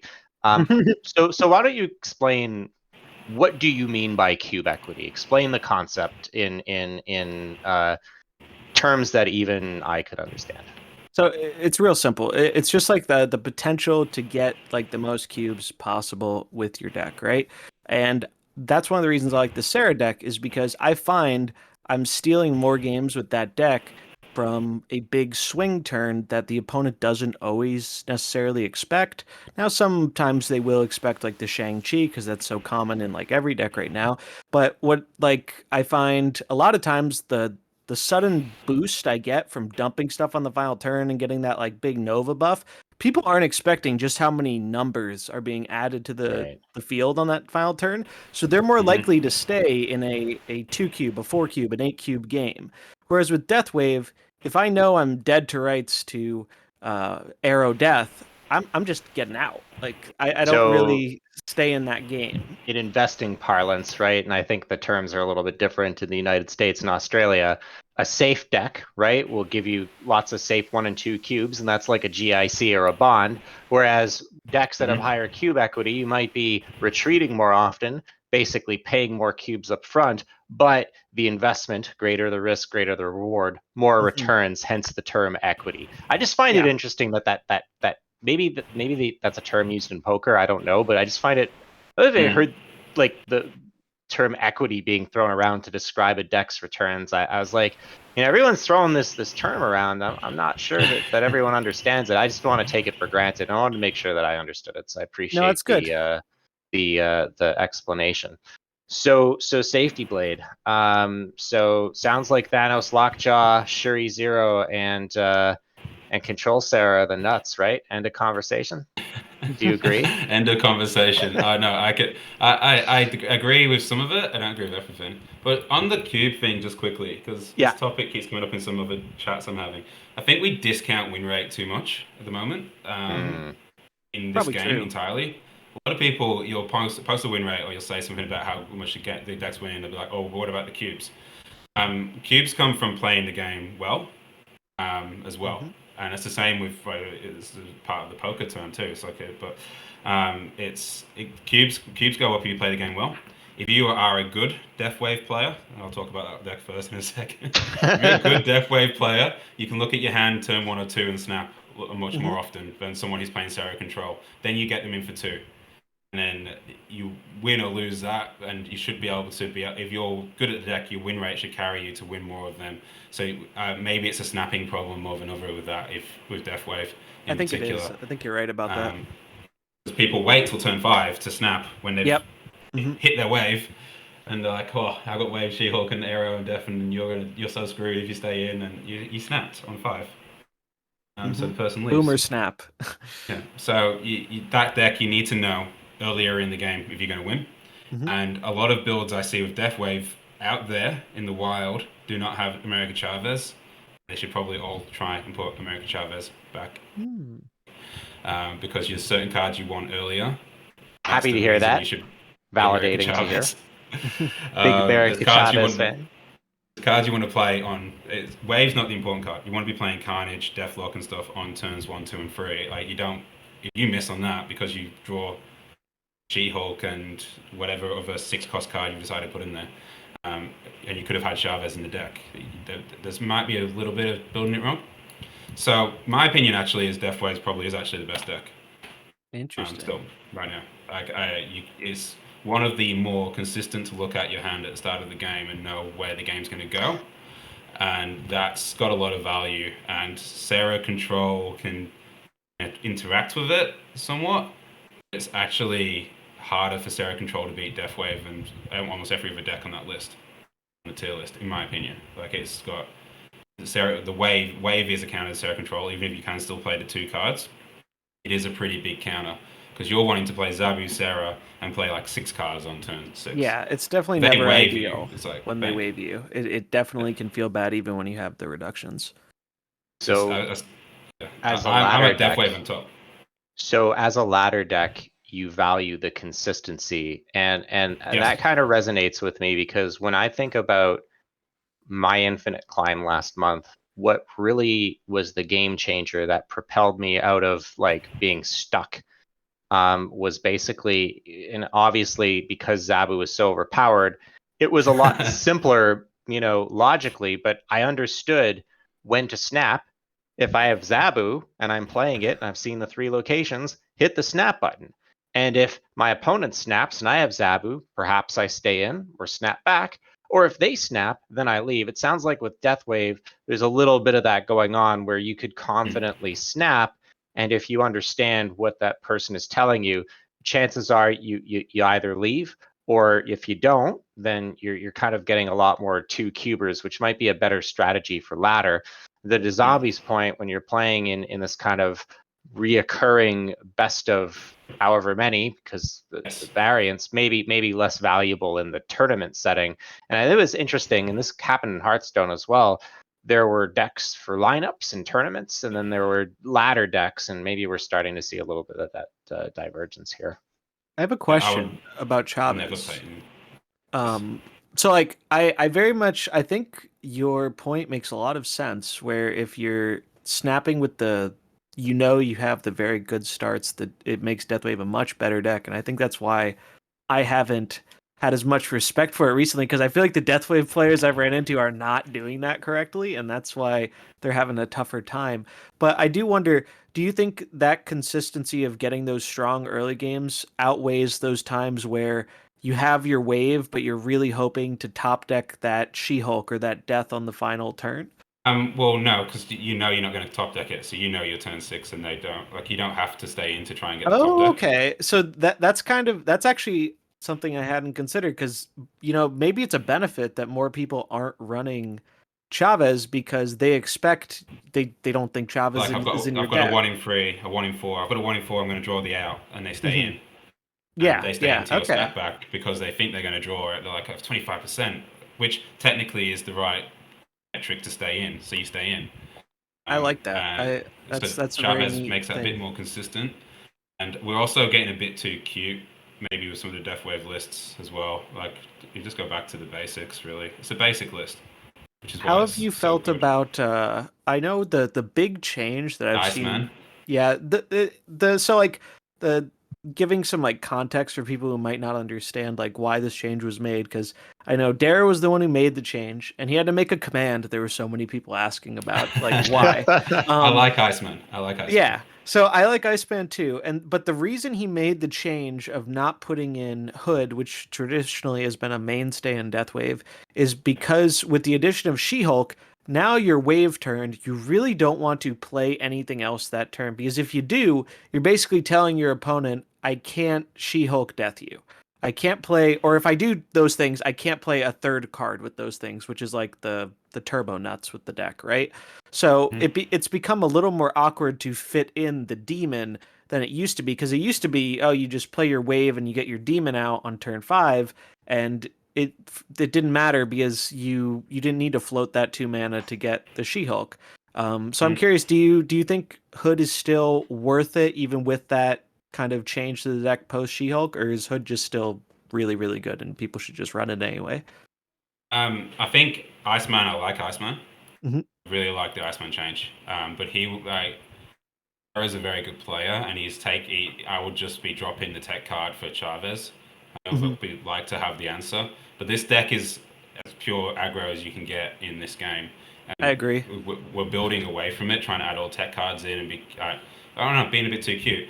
But even Squirrel Girl is the question mark for me. I have his deck pretty much built with Chavez right now on my account. I'm still considering whether I should just swap Squirrel Girl to put Hood back in, Interesting. personally, because the 6 power is still a lot, and it can make a big difference if you don't draw what you need. Yeah. But I get his reason for the change, and I agree with Iceman having a good 1 drop instead.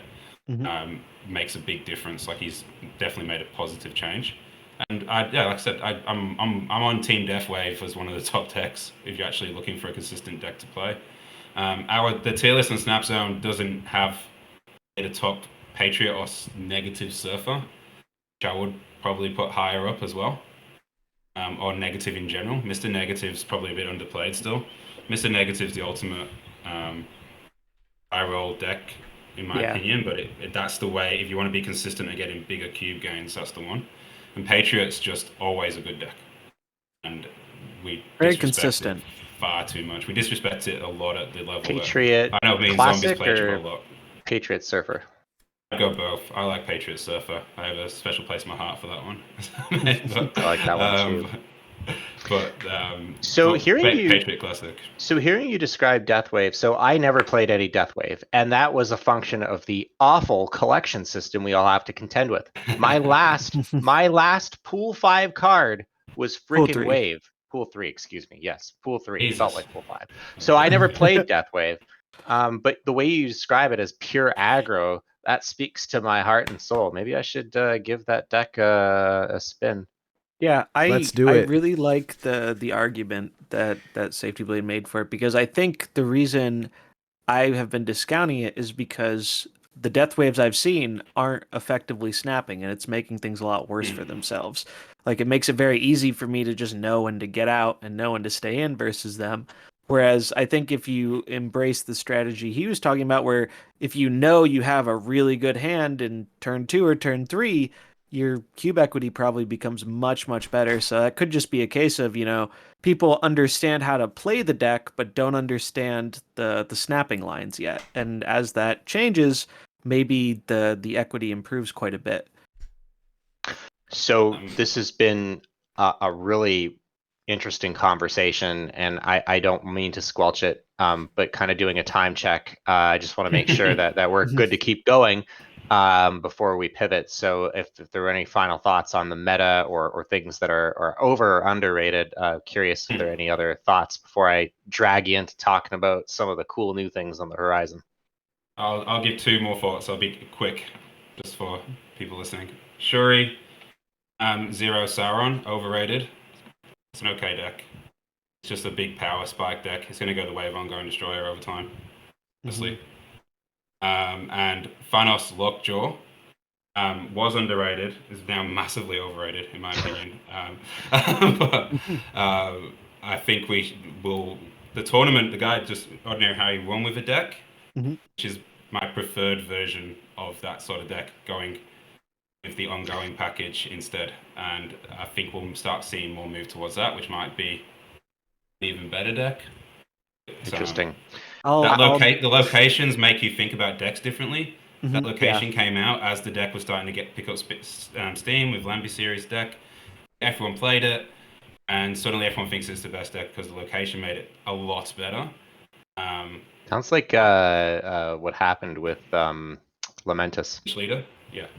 Yeah, where Lamentus kind of changed the meta, right? That's and then the deck stuck around after. I will probably die on the hill of I can't figure out the ongoing version of Thanos. Like I've seen people have success with it. I think it can work.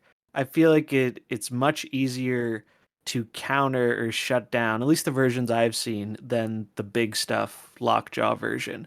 Like I tried to play the ongoing and it just and I think that is really just what comes down to Thanos. It's such an interesting and unique card, and it does something that you aren't ever doing with other decks in Marvel Snap. You have a bigger deck. Like you are drawing cards and you have a bigger deck, which just doesn't happen. So in like any other deck in the game, because smaller decks we don't really have card draw in this game typically. And so I really do think the best thing with Thanos is if you find something that's working for you, you don't need to go listen to like what everyone else says is the best. If it's working for you, stick with it. Because I think that really is where Thanos shines the best. It's not finding the perfect 12, it's finding the version that you play the best and are most confident with.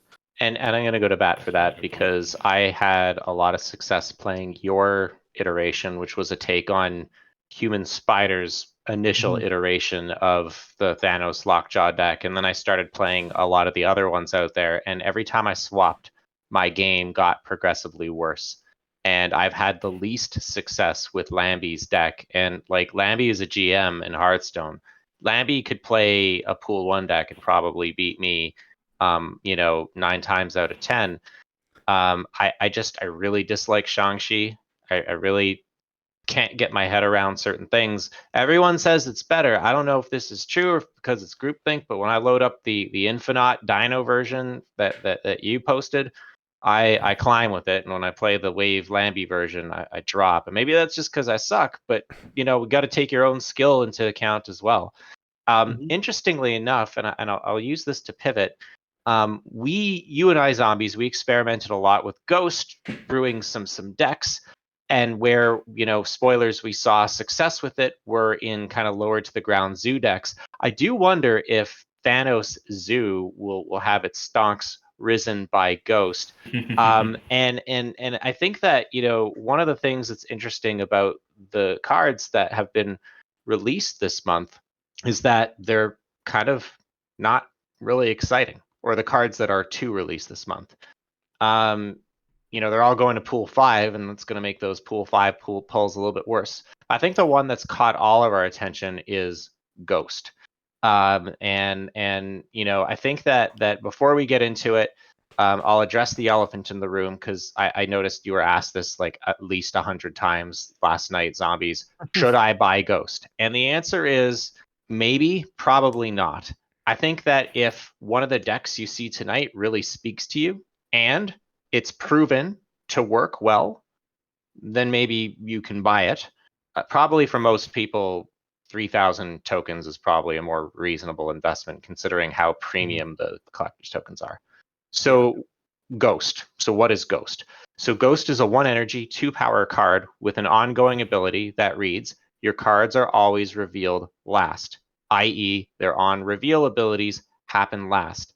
Unlike other cards, which proc its on reveal the second the card flips, Ghost has to be already revealed the turn at start for the effect to come into play. So, for example, if you want all of your effects to happen last on turn 6, you have to play Ghost on turn 5. It's not going to flip immediately.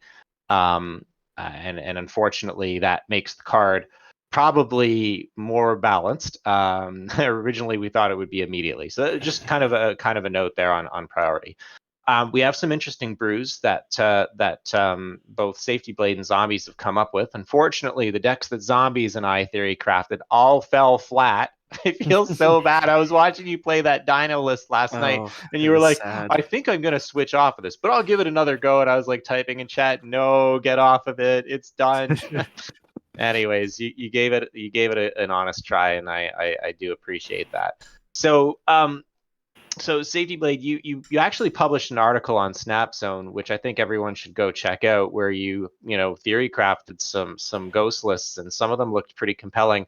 So I thought maybe you could take us through a couple of them and talk us through a little bit of the thought process behind the deck, and kind of what obviously they're theory crafts, so they haven't been proven on ladder, but why you think that Ghost could boost the archetype in question. So not too sure which order we have them queued up. I've got. I can do the order that they're in the our Google Doc there. All right, perfect. Got Let's it. do that. The Valk variant is amazing, Arimon, by the way, Yes. on the screen for anyone. Love that That's one. of the ones on my list I need to get. Mhm. So first up, Ghost in particular, there's a Twitter account and someone I interact with called Shade Says, who's an amazing deck builder. The very first two are actually both her additions to versions which are out there already of decks. Cool. The first list, the Valkyrie control list, is one of my actual favorite decks to play altogether. It sometimes gets hosed by ongoing decks, but I don't really care because the deck's so cool to play. It's amazing in battle mode too, if you're looking for a battle mode deck. But the goal here is to you kind of try and activate Adam Warlock with one of your 0/1 drops, and then try and keep drawing cards. You play Daredevil early on, so you can see what happens on 5.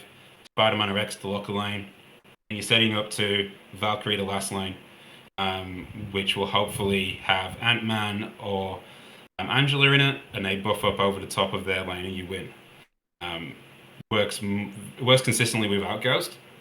So adding Ghost just adds that ability to always not have priority. Because sometimes the problem is you're playing someone who is also just not playing cards enough. You end up ahead in 2 lanes, and then your Valkyrie is basically useless. The Ghost just helps you make sure that your Valkyrie's always got use, and you're more likely to win. What was it using? Pretty much the deck. What was it using before Ghost came out? M.O.D.O.K. in my version, but you could also play Hood. People play Hood so they can throw priority. Because Hood throws priority, and you can stay behind. I really like Yellow Jacket and Wasp because you can play them on 6 with Valkyrie. So you can have one card in the lane, you play both of them, and Valkyrie to fill the lane. So you actually have more cards than your opponent in the lane as well, which is another really good one. It's an amazing battle mode deck. For anyone looking for a battle mode deck too.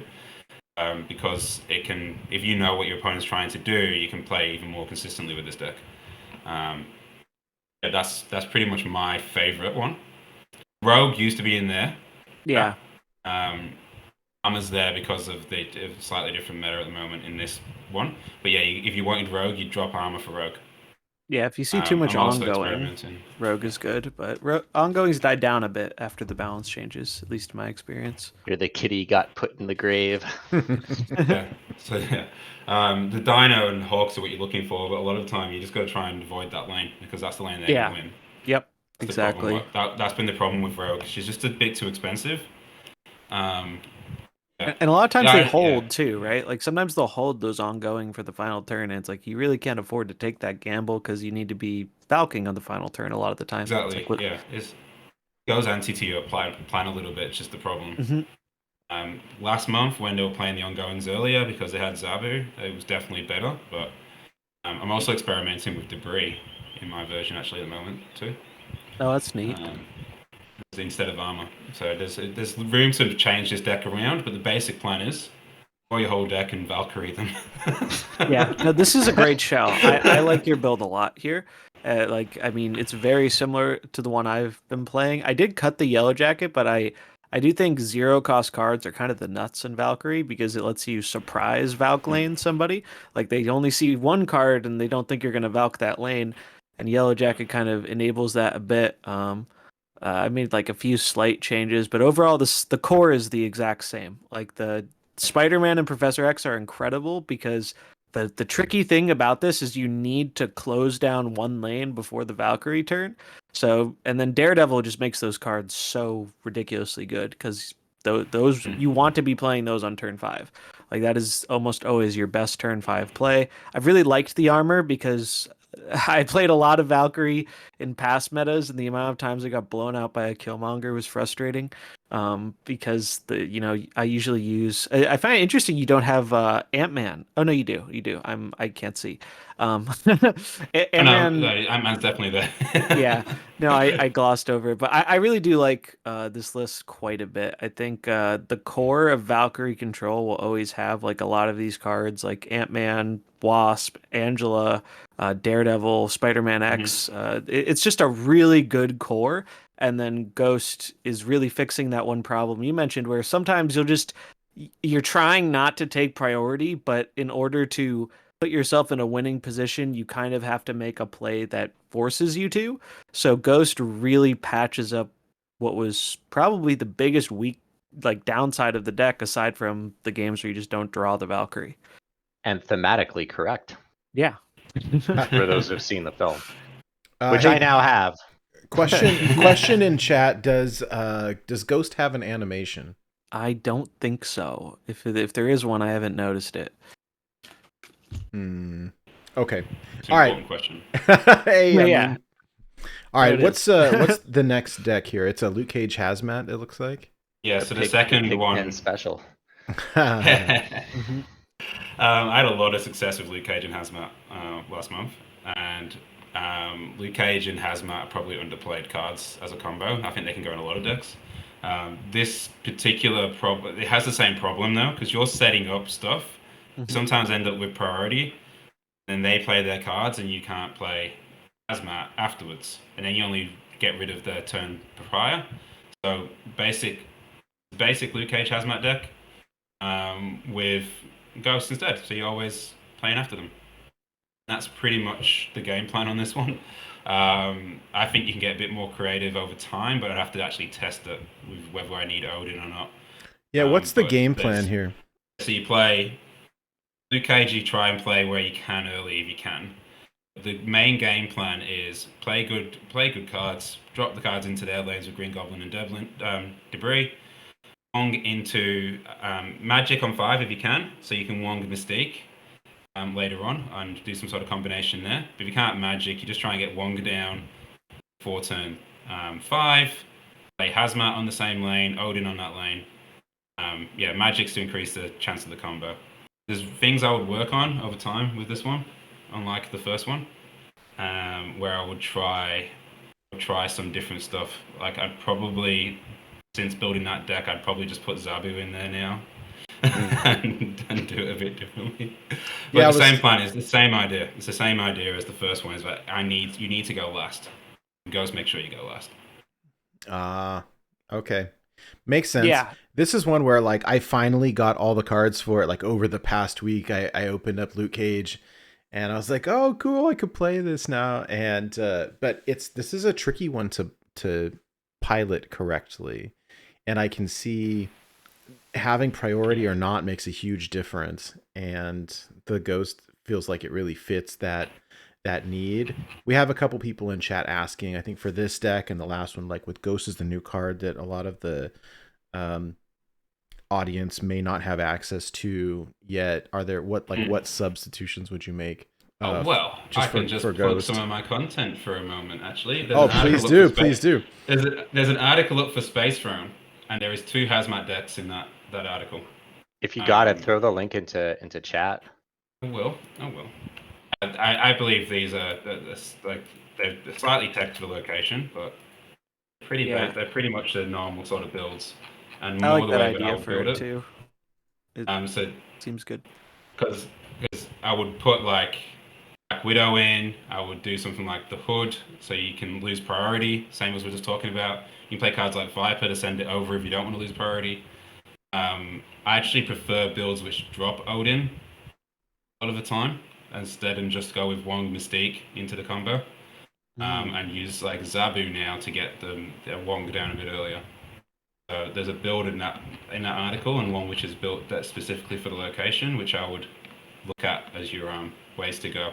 But yeah, Hood's a good substitution, even without Viper, because it lets you throw priority, which, as I said before, is like the most important thing with Hazmat deck, is that you're going second.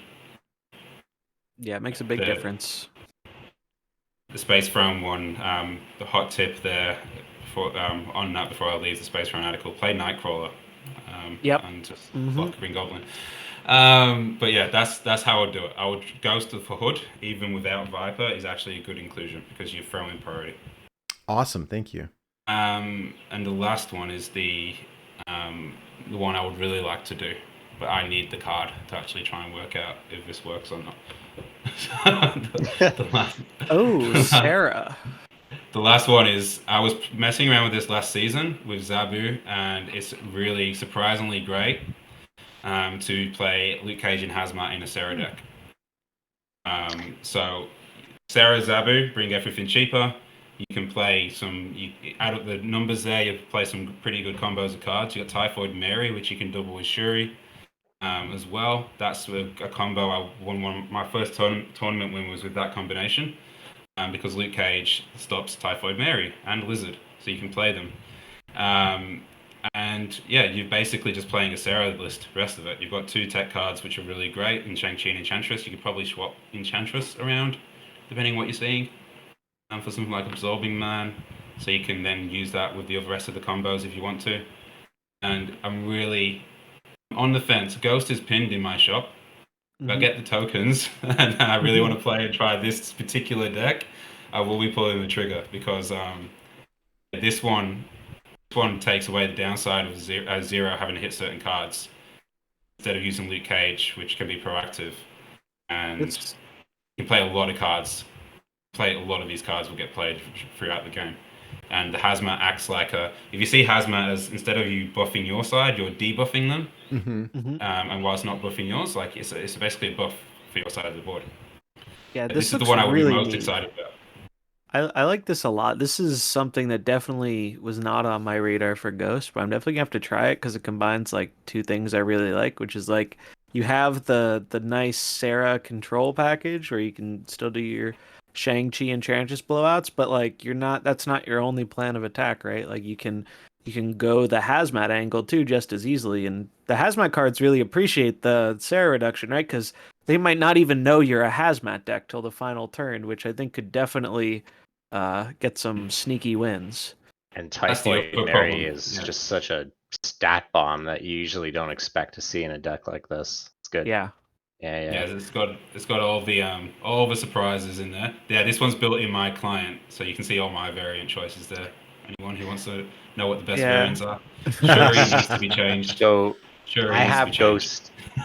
I have Ghost pinned in my shop as well, and all this is doing is convincing me to get it. But there's one deck that we'll be looking at in a second that was kind of the final nail in the coffin for me for 2 reasons. One, it's a style of play that I like, and 2, I tried playing it without Ghost, and well, zombies can tell you how that went. Yeah, so deck he's talking about is Ghost Zoo. So some of you who are more tuned into all the different creators posts and stuff, and especially those who also watch KM Best, he's brought it up a few times. Cleanup Zoo. So Cleanup 141, great player who has had a ton of success with Zoo with only pool 2 cards actually. So Cleanup Zoo is basically traditionally a Zoo deck, but it ran the Shang-Chi and the Enchantress as kind of like a nod to the Sarah control style of, well, we're trying to flip one of the lanes at the end of the game. And I always thought it was really neat, but it was never something that like fully interested me until Ghost came out. And I played this deck a lot. I've played this deck I've probably put like a good 5+ hours into this deck since Ghost came out. And it's by far, this and Valk to me are I haven't tried Hazmat stuff yet, so I can't speak to that. But though I've tried a lot of different Ghost decks since I got the card, and the 2 that seem to consistently make the best use of the effect have been this Zoo deck and the Valkyrie deck. And I think the Zoo one is the slightly better deck, but they do pretty different things, so it's hard to directly compare them. But I really love this deck. This deck is like quickly becoming one of my favorite decks in the game. Bast also gets a home here, and Bast is kind of the nuts in this deck. I think Bast is like one of the best cards in this deck. I know Cleanup mentioned a few times he really wants to try Bast, just doesn't have it yet. But the amount of cards that gain a significant amount of power from Bast is kind of insane. We only have one downside here with Khazar losing one power if it's in our hand, but a lot of these cards get buffed up really nicely. The thing about this deck, though, is it's not super straightforward to play always. Like sometimes you have to be very aware of like holding your one drops. Now there are definitely two popular decks that I would say are unfavorables, which are namely Deathwave and Sarah Control, because those are the two most popular Killmonger decks. That said, due to Ghost, there have been times I've been able to win with the Zoo deck through a Killmonger, believe it or not. And that Shang-Chi in this deck has won more games than I can count. That Shang-Chi single-handedly makes, in my opinion, the Sherry matchup at least slightly favored. You Because, yeah. you need Ghost for this deck. I tried playing it without Ghost, and those turn 6 Killmongers will ruin you. Whereas with Ghost, you can hold your 1-drops. They'll monger. You'll lose some stuff, maybe Sunspot, maybe Iceman, the things that you typically would tempo out, and you can slam Squirrel Girl, Iceman, whatever you've been holding on to, and just go super wide and just blow them out. It's Yeah. This is one of those, what do I replace with Ghost in this deck? I tried M.O.D.O.K. Honestly, it didn't matter. You could put in Korg, you'll lose to Killmonger, whereas this will allow you to kind of weave around it. So you'll lose a lot of cubes if you play this without Ghost. So It this can is be kind rough of, for sure. yeah. And it's meta dependent as well. I will say, if you're running into a lot of Deathwave and Sarah Control, even if you have Ghost, I probably wouldn't play this. But those decks haven't been like they're popular, but they're not popular to the point where they're like, more than half of my games or something. So the meta is varied enough to where I find this can succeed. And it really takes people by surprise. Like people are not used to running into Zoo decks anymore. Like once you get out of pool 2 and people have, died to Killmonger a few times, like people kind of stop playing the Zoo decks. And I think there really is an argument for this one being like a very real contender. It's not the easiest thing to play. It definitely takes a while to get a handle on the play patterns and when you're supposed to be holding cards versus when you're not supposed to be holding cards and just supposed to be tempoing out. But I'm like consistently surprised at just how much power this deck manages to put out versus other decks that are also very like good at putting out big power. So question for you. Mm-hmm. So Bishop's it's been good. Mm-hmm. He gets kind of big. But kind of also, a bit of a pivot card. What if we take Bishop out, put in Thanos? Maybe. Don't do it. I don't do it. know. Don't do I don't that. think That's for a this terrible version idea. it's the correct play. I think if you want to build Thanos Zoo, it's just a different deck. Like I think there's an argument for doing a Thanos Zoo with Ghost and Valkyrie because I mean I did play a lot of Thanos Zoo with Valkyrie a while ago and had a lot of fun with it. And it wasn't the worst thing in the world. But this deck very much does not want the the it wants to see as many of its cards as it can.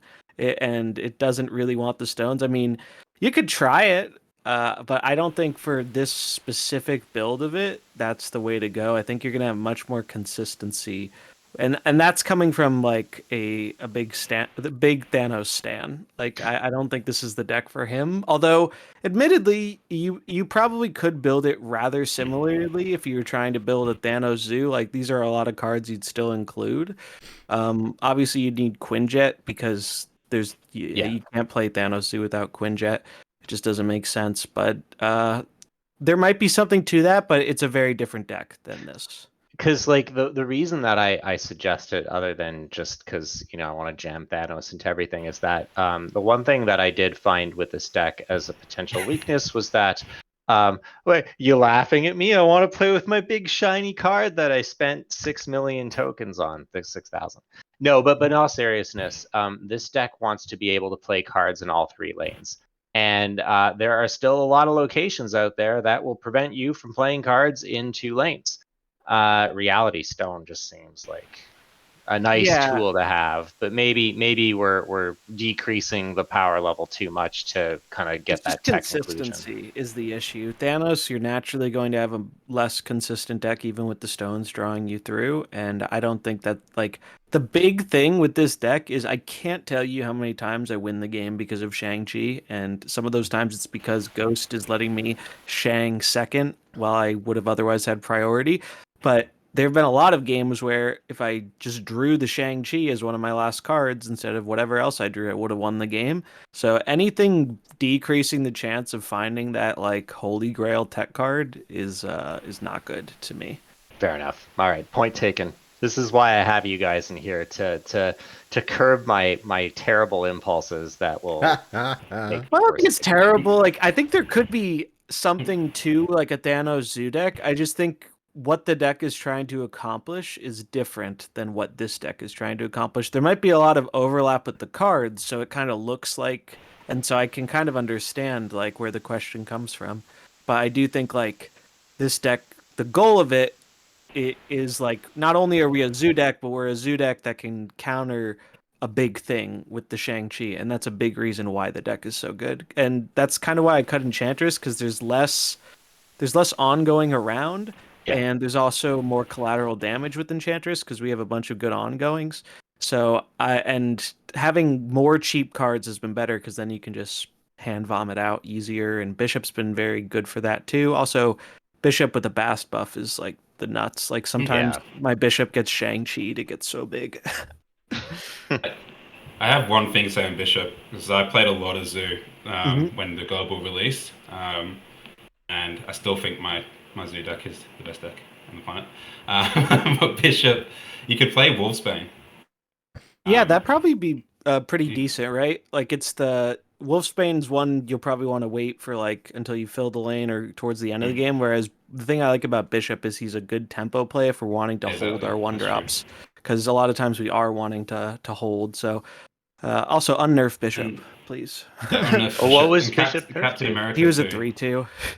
Oh wow, I didn't know that. So that was Yeah. before release then. Yeah, it was in beta. It was Bishop was Zoo was like cracked in half in beta. Zoo was like, and truthfully, I really do think with just how much Killmonger shuts it out normally, it really wouldn't be such a bad thing to unnerf Zoo. I think they nerfed Zoo because they didn't like how it was continuing to be dominant after Pool 2 in the beta, and I think now that the power level is a bit higher with newer cards, I think it's not that crazy. Like I think the game would benefit from having Zoo be a more viable archetype. It'd also make less people mad about Arrow.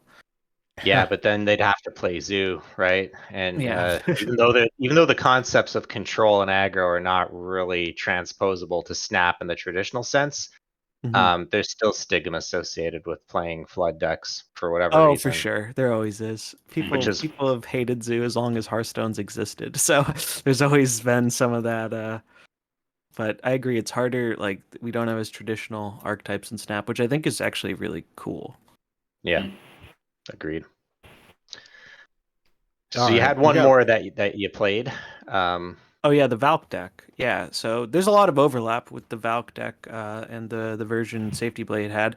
I'm a Hood fan. I will always run Hood in Valkyrie. I just can't ever get myself to cut the card. I love it too much. Mainly because Hood is like the perfect bait. I can't tell you how many times people see the Hood and they see me not getting rid of it immediately, and they're just like, "Oh, they're gonna have a terribly hard time winning this lane." So I feel like it kind of baits people into the Valk lane, or it baits them into not playing many cards into that lane. So Valk is guaranteed to get it. The more recent addition, which has been surprisingly effective, was Titania. Titania is a card I usually don't play with because I feel like it's a real big brain card, and I do not have the big brain ability to play it optimally all the time. It's just like a hard card to play perfectly. But a lot of the time, Titania we're just throwing in there. It just gives us another thing to do with Valk on the final turn, and then sometimes there's a fun benefit of you can use Titania. SafetyBlade knows all about this because he did it to me. You can use it to lock out an opponent's lane. And then on the final turn, if you have 2 spaces, you just play a card, you get the Titania back, and it swings the game. And it's a really neat interaction. Hard to play card, but very rewarding and satisfying. The rest of the list is very similar to the one Safety covered, and I think that's because it's just the good Valkyrie core. I could definitely see the argument for getting in another 0, but I don't know what exactly I would cut because I've really liked every card in here. There is an argument for the armor might not be super needed, but I've just lost to Killmongering my Valk lane a bit too many times. But maybe that's less of an issue now that Ghost is a thing, because that only happened before Ghost for me. So maybe it's worth trying. After playing your other deck without Ghost, I would say that if you play the cards into the Valk lane on turn 6, then yes. If you play them before, then no. So I don't know how that translates, but Ghost is really a good like monger preventer, blowout preventer on turn 6. But yeah, if you like Valkyrie, if Valkyrie is like one of your favorite cards in the game, I think Ghost becomes much more of an enticing buy. It's one of the best archetypes for the deck, and it gets pretty significant boost. But you do have to remember that Ghost does not work if you play it on the final turn. So if you have priority on that final turn and you slam the Ghost and Valkyrie, it's not flipping that turn, which makes it a little bit worse than I thought it was going to be. But it's still more than good enough to give like a solid boost to this deck. This deck's super fun. And I do think, like Safety mentioned earlier, probably has even greater potential in battle mode than ladder, but it definitely can work on the ladder. Like this and the Zoo deck are the only Ghost decks I feel like have had consistent success over a larger number of games. Everything else I've tried with it, it's either bad or it's a worse version of another deck. Some really cool things. I mean, I was sold on Ghost for some time. I had Darkhawk pinged. I was going to buy Darkhawk for 6,000 tokens. I figured Ghost is going to be in Pool 5 for at least a couple months just based on precedent. Darkhawk's downgrading. I like these go wide kind of flood decks. I thought Ghost was going to be good in some other decks I was excited for. Probably not, but this is good enough for me. So I think that I'm not really interested in Stature and Kang, the Conqueror. There might be some cool cards that get mined from the next patch, but that'll be next month. And as a Series 3 player, I can expect to, at minimum, be able to get one Pool 5 card a month. So I think Ghost is going to be an interesting one. I'm looking forward to it. And in our chat that you guys can't see on screen, Nate posted a sick Dan Hip variant for Ghost, and that kind of just sealed the deal. I gotta get that. It's so nice. Very good. It's very good. I want that one so bad. But I love Ghost's default art. I'd still buy that, but their default art's really good. I'm a big fan of Ghost. So guys, we've been at it now. We crossed the 2-hour mark, so I think we probably should wrap. So before we do, just wondering if you had any final thoughts on these Ghost lists or the meta or any of the other conversations we had before we wrap. I think we covered it for the most part. I really enjoyed everything, especially getting like some of Safety's insights. It's a player I have a lot of respect for, and I always like hearing. I think one of the things that is awesome in card games is just having interesting discussions with people who like it's a good thing to not always agree with people about everything, because I think that leads to much more like learning and knowledge. And for me, that's one of the things I like most about card games. That's why I bought Ghost, was even though a bunch of the decks I tried sucked, I didn't hate my time with them because I learned something. Like I learned, oh, these probably aren't the homes for Ghost. I haven't tried out the hazmat stuff, so I'm actually pretty excited to try that because I think hazmat's really fun, and I'm a sucker for a good Sarah deck. So I guess I know what I will be playing in the near future. That's really cool. Well, so I do want to thank all of you for coming out to watch us live, and of course, Nate, Zombies, SafetyBlade, for spending Saturday evening and / Sunday afternoon for those of us in the future today. Just kind of a final thought before we wrap, and I kind of alluded to this at the beginning. I'm just going to repeat it. SafetyBlade is the reason that I was able to hit infinite. That's not me trying to butter up the guest. That's a fact. So when it comes to the articles that he writes, the decks that he publishes, the knowledge that he generously shares with the Snap community, for those who are trying to climb or grind that first infinite out, I really think that this is someone that you should be paying attention to, both for the featured and hot locations. Don't shy away from them. Read the articles and play into them. Genuinely have had some of my most successful climbs off the backs of those locations with the knowledge imparted from those articles. So really a tremendous figure that has a lot to offer and share, and I really thank you. I know you have a busy schedule, a lot going on outside of Snap. Really appreciate you taking a few hours to talk with us here today, Safety. Oh, thank you. You're gonna make me blush. Good, that was the point. So Safety. I appreciate that. Yeah, I genuinely mean it. I don't dole out praise easily, so it's genuine. So for those that want to engage with you more outside of today's episode, where can folks find you on the internet? Twitter. Unfortunately, that website some people don't want to go to. SafetyBlade_HS. It was made whilst I played Hearthstone. Is where you can find me. I'm very responsive there. You can ping me in Discord. I like to discuss decks. I like to discuss ideas, and I try and be positive with that too.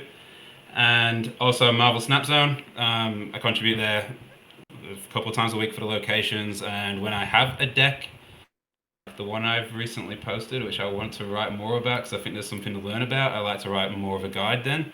But also, I like to try and post when I have something which actually is useful to say. So please, yeah, just engage me wherever you want to, really. And also, I will be hopefully next week, because next week is busy, but hopefully every single week on Tuesday my time, Monday nights for most people, streaming, and I'm trying to find a second time to stream regularly too. So on Twitch at SafetyBlade. That's me. Very Wonderful. Cool. You mentioned engage in Discord. Any Discord servers in particular that you frequent? Snapzone, KMBest, and Coco4. And the Fighting Pit. I'm still part of the Fighting Pit one, Zombies. I can see that. Yeah, it's not as active as it used to be, unfortunately, with the death of mercenaries. But I'm slowly converting into a Snap Discord. We have a Snap channel as the main focus now, and you can find. I tried to make it convenient to find all the stuff I do there, but I definitely got to vouch for Snapzone is definitely my favorite website to use for most of the news and information I go for, and SafetyBlade's articles are a big part of that. So definitely vouch for that. So Zombies, where can our audience find you on the internet? So you can find me over on YouTube, ZombiesGoNomNom. I post pretty much daily stuff there. The most popular stuff recently has been, funnily enough, also covering location decks for the new and the hot locations. Those have been really well, and the reception has been really nice. I actually put SafetyBlade's Pool 1 deck in there today because I couldn't figure out a way to make that better. Like I think that was just a great build for Pool 1 players. Other than that, you can find me on Twitter under the same name. Twitch it's a slightly different name, Zombies with a Z at the end of it. Maybe I'll change that at some point if I get the Twitch partner thing, which is something I'm working towards. Going to be streaming a lot this month. Already have, but going to be doing a lot more because just very much enjoying the game right now and looking forward to doing more of it. And not to put you on the spot there, Zombies, are you planning on streaming some more tonight? Probably. If you want to stick around, Blue and Nate, or Sapie, I know you're probably busy, but open invitation. I'd love to do some co-oping and messing around with stuff if anyone wants to hang out after the show. Very cool. I could have my arm twisted. Same. So Nate, where can folks find you on the internet? Yeah, thank you. Again, I just want to say thanks for being have me be a part of this. I really enjoy it. I always have a good time hanging out with you, Blue, and Zombies, and just like a little starstruck hanging out with SafetyBlade and Very, very cool. Very great time. You can find me online, mostly at Twitter at NateWolfeTCG. It's NateWolfeTCG. I captain a wild themed Hearthstone podcast every Friday night, 6 p.m. Pacific here on this channel, Born to Be Wild HS.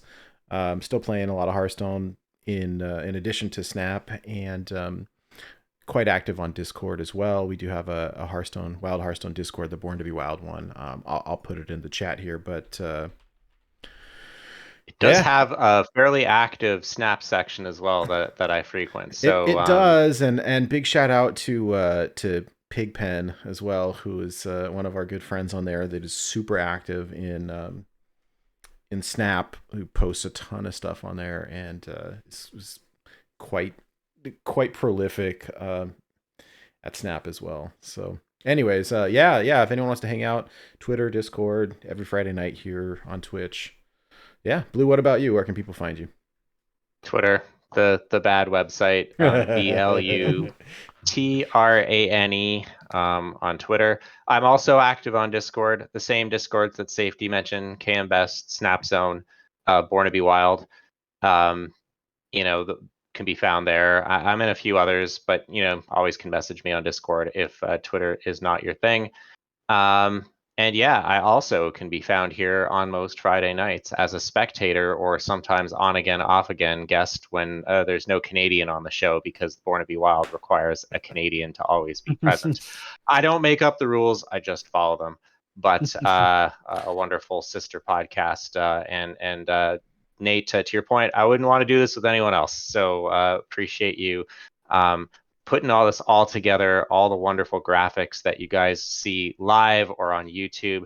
This is all Nate's handiwork. One of the best Photoshop wizards I know, makes all my profile pics for me.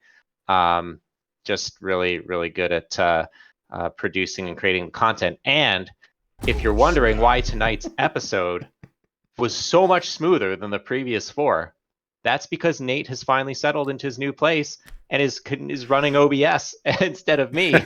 I don't do a very good job at it at all, so appreciate you doing all the stagehand stuff there. Oh, I'm happy to. I feel at home, so feels good. It's like when you're a passenger in a car and you usually like to be the one driving, and you're kind of looking over nervously because you don't approve of the. That's probably me going OBS, and I assure you, you don't want to be in a car with me driving anymore, because I don't see. That contributed to some of the OBS challenges. I digress. We've been doing this on again, off again, once a month. We're talking about potentially doing this a little bit more on a cadence, so stay tuned for some information about that. In the meantime, we'll tweet out when we do this again. Probably will be at some point once the season changes and we have some new information to share, and the inevitable new meta that's bound to come from the new season. Till then, thank you for spending your Saturday evening with us, or Sunday afternoon, or if you're listening on a podcast app or on YouTube, thanks for spending the time watching us. We appreciate you. We'll catch you next time on Born to Be Cosmo.